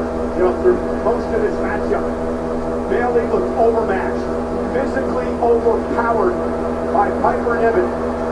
But in the end, Bailey survives. This was the moment it all started going wrong for Piper Niven. A leaping Bailey connecting with that belly to belly, but then the masked woman who was still not 100% sure. Chelsea was short out. Allegedly, Chelsea Green got involved, caused the distraction. This is where Piper Niven looked. And she got the victory call. Watching it in replay just as painful as the first several times, but Bailey somehow, some way, was able to fight through, utilize Piper's own momentum against her in that crucifix driver, very unique, desperate kick, but enough to keep the goal. More life with her tonight, but was smart enough to have those championship instincts to retain. And still, Bailey, realizing she was in a fight, a nod of respect to Piper Niven. Bailey is still the WWE Women's Champion. Exclusively on X, WWE, like you've never seen before. That's the, 3-minute time limits. I guess the next is Priest and McIntyre, right? Championship matches Fridays before every premium live event. WWE Speed. As announced all week long, 15 superstars and legends are heading to Fanatics Fest NYC this August at the Javits Center. Meet Cody Rhodes, Liv Morgan, Jey Uso, Rhea Ripley, Hulk Hogan, and the wise man Paul Heyman and more on Saturday, August 17th and Sunday, August 18th. Get your tickets for the ultimate event for all sports fans and collectors at fanaticsfest.com. The Open Championship is golf's most historic major, pitting the very best against nature in its unforgiving force. Now, it's going to take place this year just down the road from Glasgow, and test of characters as Scotty Scheffler, Rory McIlroy, the biggest stars in golf, take on the elements, wind, sea, rain, dunes, bunkers, and the rough. The Open takes place right here in Scotland at Royal Shrews. Watch the drama unfold July 18th to 21st on NBC, USA, and Peacock. Scotty Scheffler's place was 30 down yet. Well, joining us here at Clash at the Castle is a national hero. It's Glasgow's own Tom Stockman, the three-time and reigning world's strongest man. We are all fans of this guy. The only man in Scotland who can make Drew McIntyre look small. World's strongest man, Tom Stockman. Welcome to WWE Clash at the Castle. Wait, you should see what the world's strongest man's doing after Clash at the Castle. Be hanging out with the Graves, because Wade Barrett, you got to head back to the Clash at the Castle post show. Wait a minute, am I doing the post show? I know what it was. Love it, switcheroo. We It's had all Corey true. in there though. Corey So who is doing the far better a post show than I am. who's doing the post show? You and I don't play together. Together. Now I'm all by myself. I'm going to the ball now. Corey's doing it. Uh-oh, boo-boo face. We are in Toronto, Ontario, Canada. Who's doing the ball now? Where you take your future into your own hands. Boo-boo. The opportunity of a lifetime. Money in the bank. Inside a contract, guaranteed championship opportunity, which will change lives forever. Get ready for the summer's ultimate heist.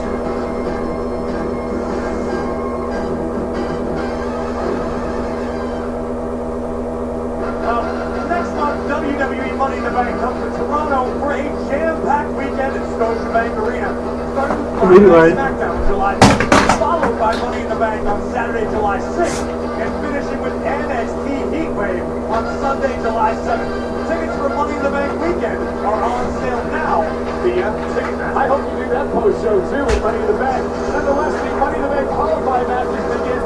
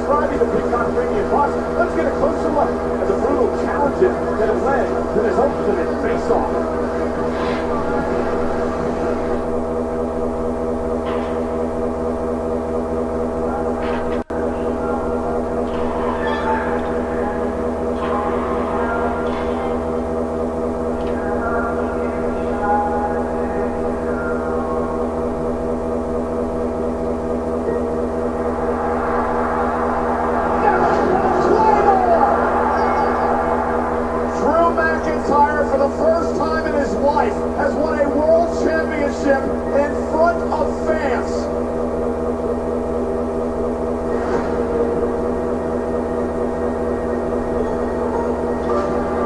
Oh my God! Senor Money in the Bank! Using it right now! Shut the hell and chop slam! 5 minutes this man is champion in front of fans.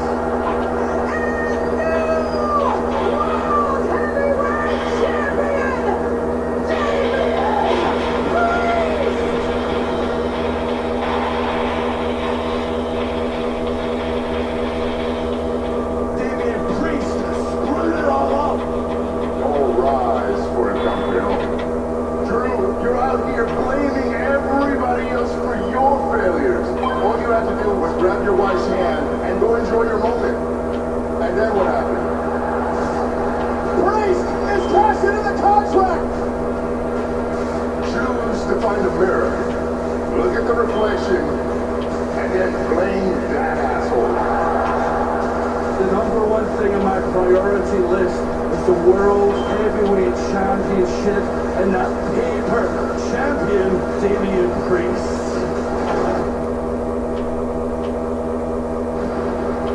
McIntyre versus Damian Priest for the World Heavyweight Championship live from Glasgow, Scotland. This is Scotland. This is my country. You're walking into a war zone. Those fans are going to break your spirit, and I'm about to take your bloody title.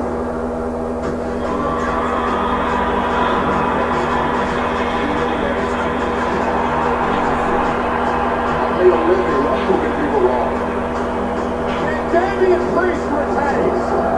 Still, your world heavyweight champion, so all rise for a campeón! You stole that from me, Priest. Oh, McIntyre! I'm one out here by the Judgment Day.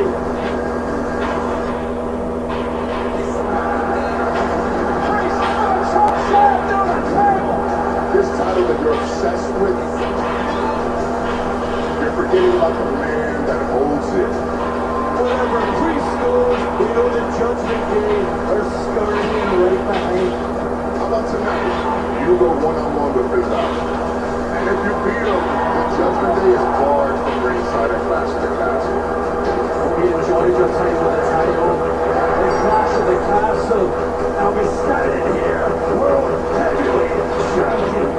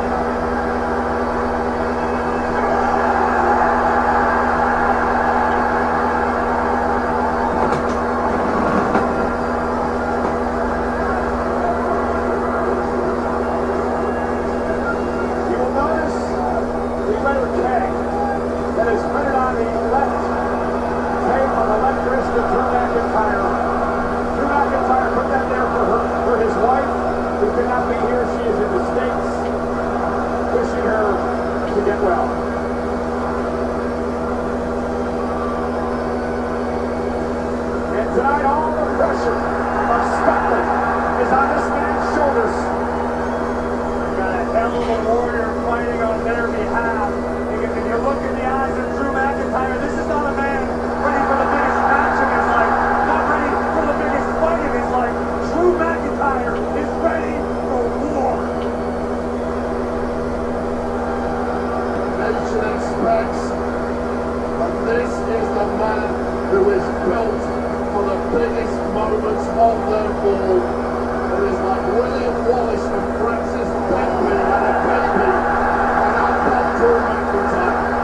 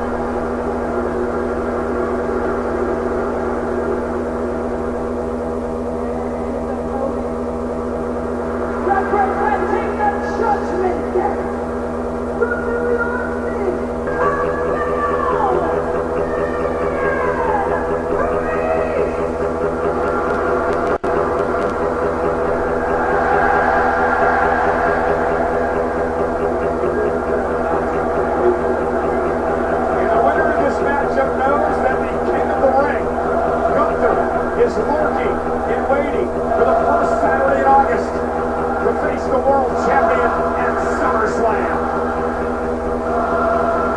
McIntyre wins tonight and he's British. If he loses, he's Scottish. That's how it works over here. Here we go, two heavy hitters ready to show down for the richest prize on Monday Night Raw. This is a true heavyweight battle. The power of these men, the size of these men.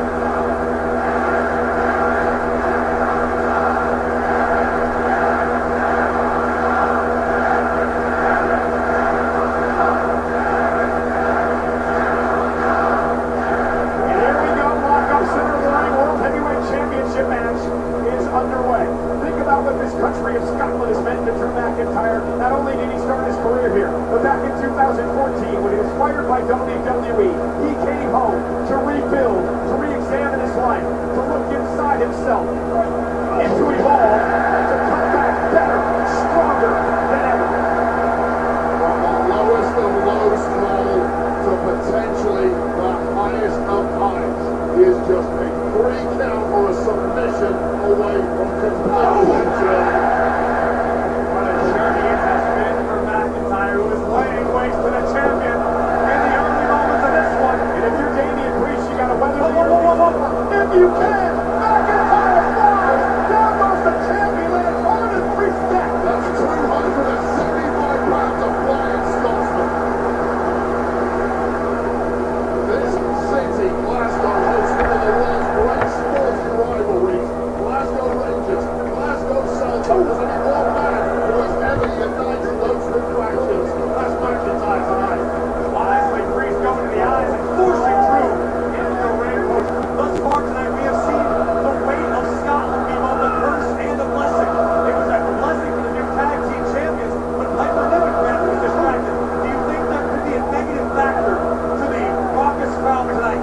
Yeah, very, very often that is the case. The difference though, this is Drew McIntyre. This is the guy who's beaten the very best this industry has ever had to offer. This is the guy who's won in the main event of WrestleMania. Pressure, throw it my way. Priest delivers a left hand. Damian Priest said he will not be bothered by a hostile crowd. Corey made the point of backlash from over a year ago in Puerto Rico. He had to take on Bad Bunny.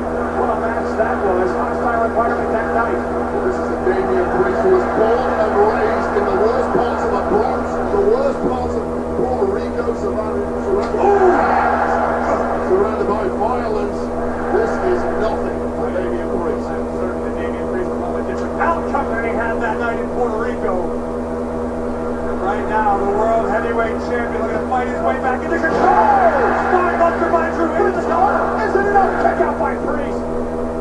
275-pound beast of a man who can move like a cruiserweight and packs the punch of a heavyweight boxer. The first clash at the castle a couple of years ago in Wales left such a bitter taste in the mouth of Drew McIntyre. The night that Solo Sikoa appeared as part of the bloodline and cost McIntyre the championship. And Corey, he was clearly going to win. That night certainly seemed to be Drew McIntyre's night. Had it not been for Solo, but Priest face first. That might as well be a different lifetime ago, because right now Drew McIntyre needs to focus on one man and one man only, that being the world heavyweight champion, Damian Priest. Priest now into the corner. And now Damian Priest starting to gain the upper hand. This is about McIntyre. I know it better than most. Covered by Priest to retain the championship and a kick out by McIntyre. All the smack talk about paper champions, transitional champions. Drew doesn't actually believe that. That's mind games. That's insults for the champ. He knows exactly how terrifying, how devastating this man is, who's got better and better by the week and has continued growing since winning that championship. Damian Priest pointing out all the greatest hits early on, showing you what he thinks of McIntyre. Damian, wow, big heavy right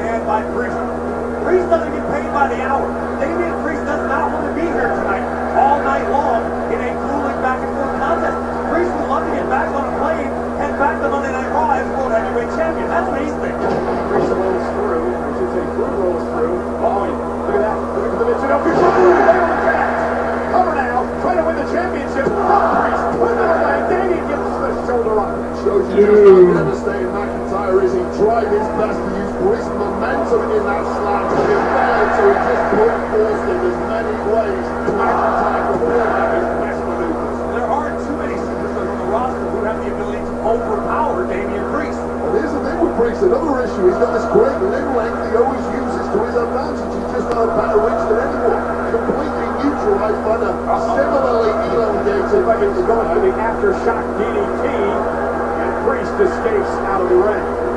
And now McIntyre, they're going to pound Priest off the announce table. And again, on the applied hydration station. How many times I think I get the story? Especially at the end of the night. Again, champion's advantage. McIntyre's got a pin or submit. Damian Priest. This is all McIntyre has ever asked for. One-on-one, I will beat anybody on the planet. No interference, no judgment day, no money in the bank. He has nothing to worry about. He just has to back up those words. You're right about that, Wade, but lately that's all Priest has wanted as well. The opportunity to prove himself. Oh my God!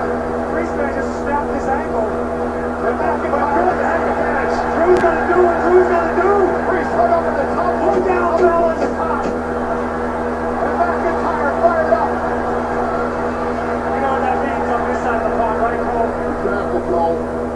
Big trouble, as is Damian Priest. And the normally sure-footed big man, Damian Priest, the champ for once, slightly missed his spotting. And there's no one in a world of trouble. Look at a broken ankle. You're absolutely right. McIntyre ain't going to care about that. Drew just said to Eddie Orengo, I can't win the title like this. Drew realizes he's counting a Priest back inside the ropes. And finally, able to get Priest disconnected.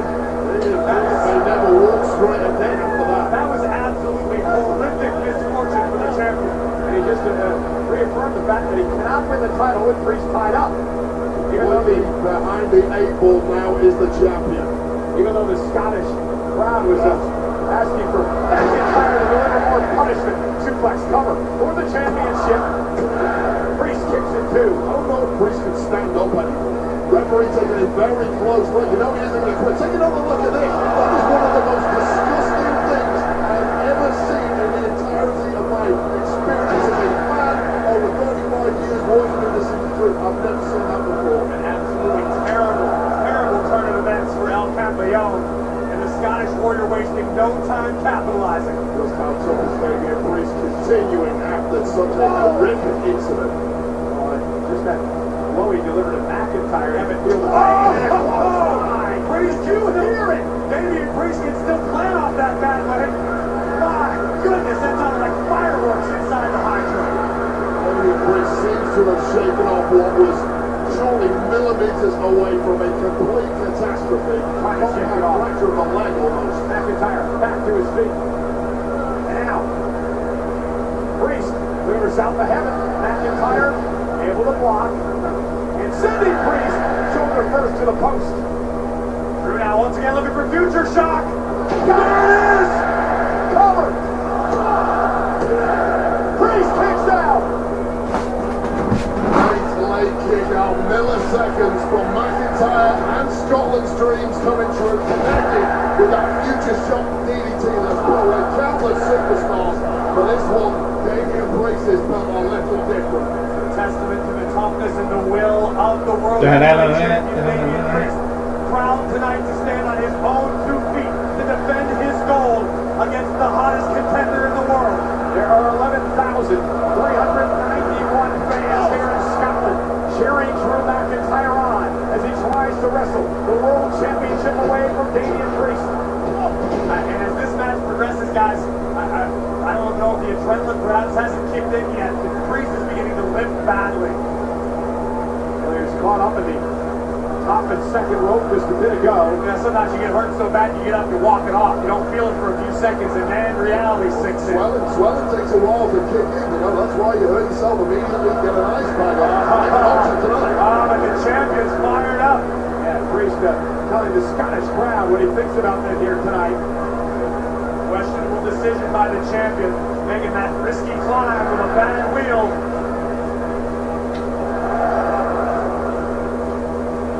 McIntyre climbs to the second rope, towering over the champion. And they're taking a little bit back.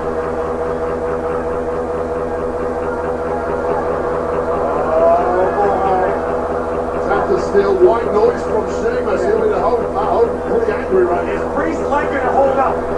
Priest wants the Razor's Edge. Can he pull it off? Yes, he did! Wow! McIntyre, Priest to the cover to retain the world title. McIntyre!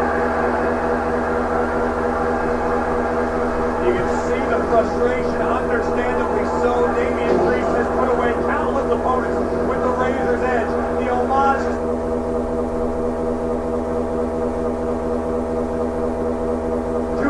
but the leg could be the deciding factor in this matchup.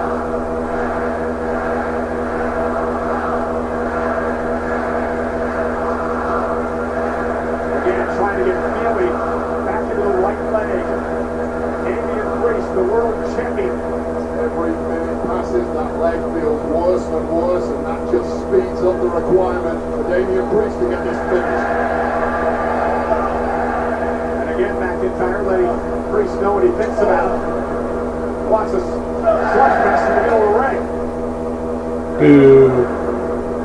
Yeah. Boo.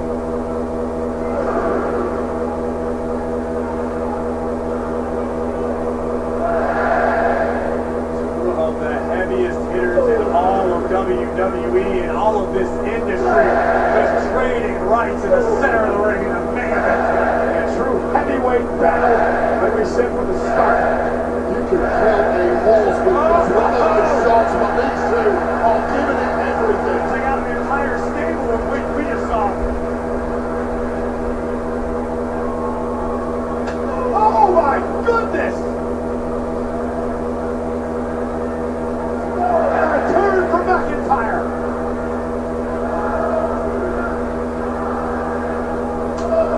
And Priest with a right hand. McIntyre's getting the worst of this exchange. And Priest wants more. Boom! Kick to the midsection of McIntyre. And another kick, and here comes Priest. Looking, firing all cylinders now. Oh, what a skull kiss! They just called a kiss here. Oh, and Priest answers. And answers again. Stubborn refusal to go down from both men. This has to end somewhere. McIntyre was wildly getting breaking by McIntyre after that whip by Priest. Both of these men are champions. Unfortunately, only one can hold the World Heavyweight title. This has been a battle for the ages.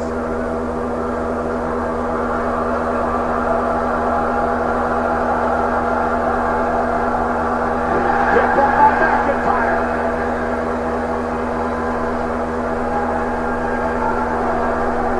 Do you feel that, gentlemen? Drew McIntyre certainly does. He's tapped into it and he's starting for the kill. Look like you're setting up with a Claymore, and Damian Priest rolled out of harm's way. Smart decision by Priest. It may not be an exciting decision, but it's the right one for the champion. Oh, no! Another Glasgow kiss. Sometimes it's not about glory, it's about self-preservation. McIntyre claymores Priest through the barricade. Drew's got to get Priest back inside the ring. Eddie Orango realizing the magnitude, being judicious with his count, but McIntyre knows what needs to happen. Exhausted, McIntyre dragging that head in the corners with him. McIntyre dragging the injured champ. Gets it back into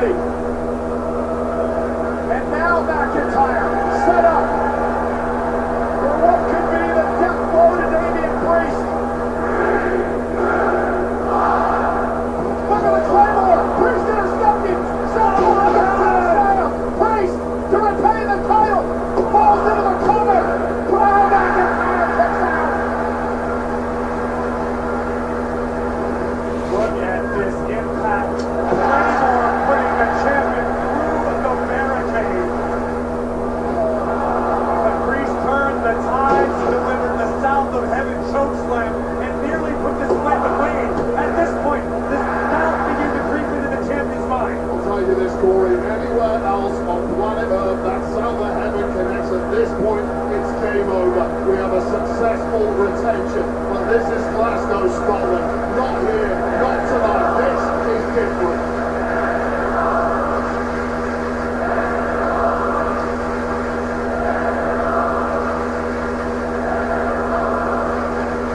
Indeed it is, as the challenger McIntyre drags himself back to his feet. Damian Priest, the world heavyweight champion, trying to figure out what he needs to do to keep McIntyre down. He's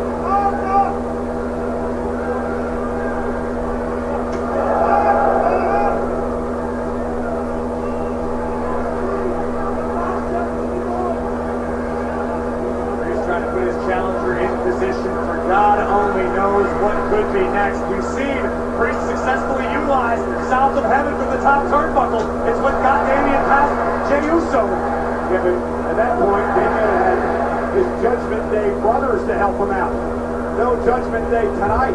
Oh, and Priest still at that right leg just giving out. Did you hear Priest groan in agony?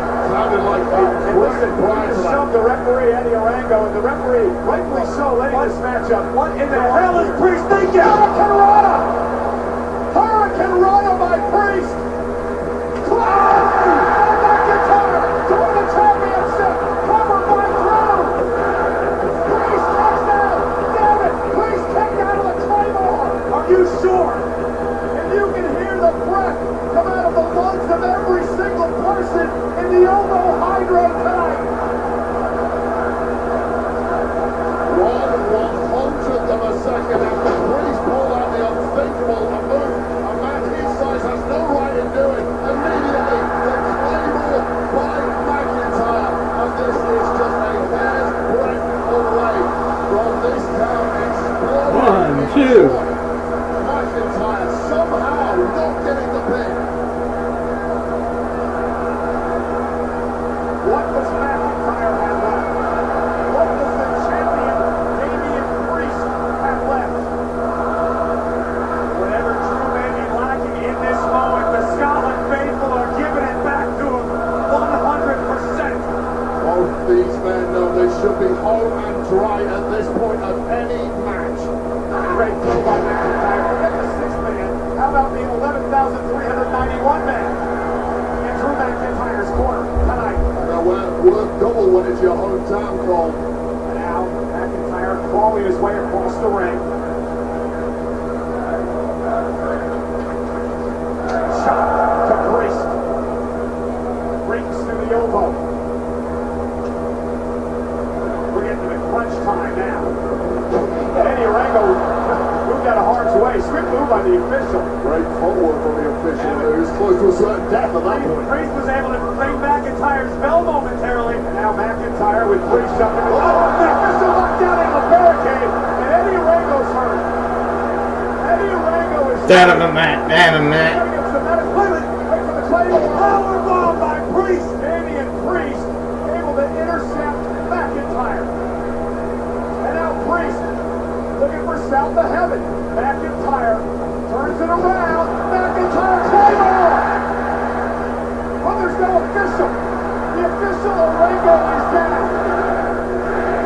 McIntyre will win the championship. Right there, but there's no official. And here comes another. We got an official on the way.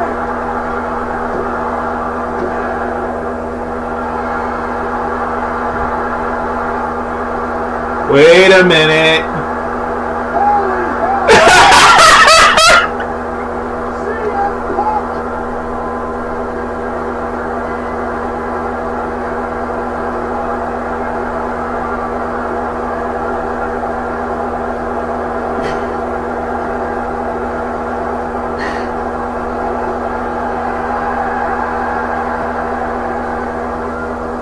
Oh my God! The balls of CM Punk!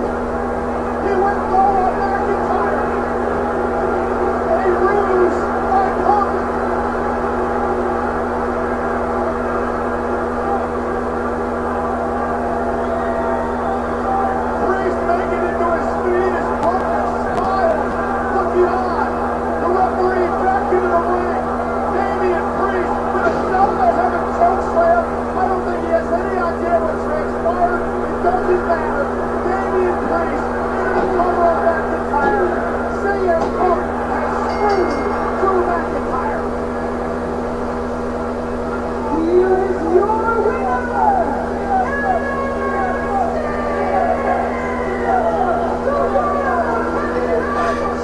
I'm sorry, but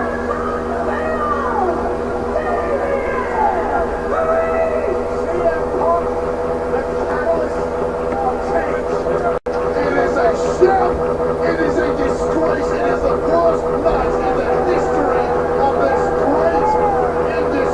McIntyre was screwed at Cardiff. He was screwed at WrestleMania, but tonight was so much worse. In his hometown, in front of the people he grew up with, he was screwed by the man he despised worse than any other. CM Bloody Punk. The WWE management need to do something about this. They need to show some balls and fire CM Punk, a man who's completely thrown the top of this industry off the rails.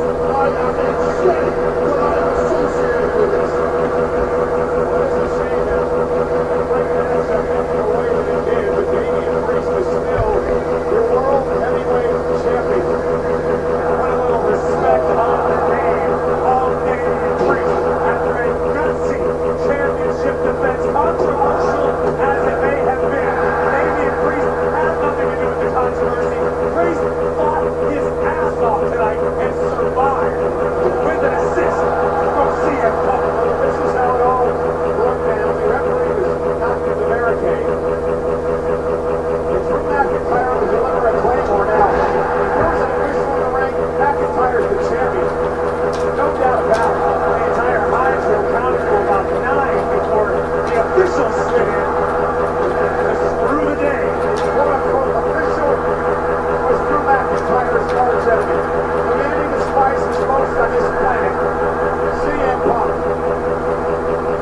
And not only did CM Punk screw McIntyre at that junction, but it's what he does here. Kicking Drew McIntyre down low is what allowed Damian Priest to capitalize. And in Priest's defense, I don't think he understood that any of this was going on. Yeah, I agree with you wholeheartedly. This is obviously just more deep-seated vitriol between Drew McIntyre and CM Punk. But the song remains the same on Monday nights, Michael Cole. And still, El Campeon. It is a swindle, and CM Punk better get running, because if they catch him, they're going to lynch him, and they're going to burn this city to the ground. Damian Priest is still the world champion. Drew McIntyre, may I dare say, is going to lose it. Drew McIntyre is going to explode. I think we need to get out of here before that happens. I don't want to be here. And I can tell you this, Monday Night Raw is going to be must-see TV.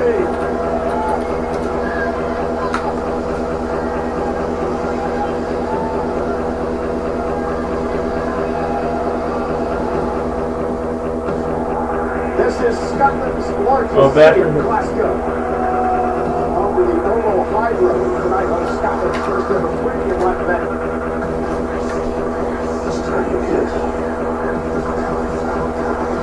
You are looking live at the sold-out Oval Hydro. 11,391 WWE fans have come here for Clash at the Castle.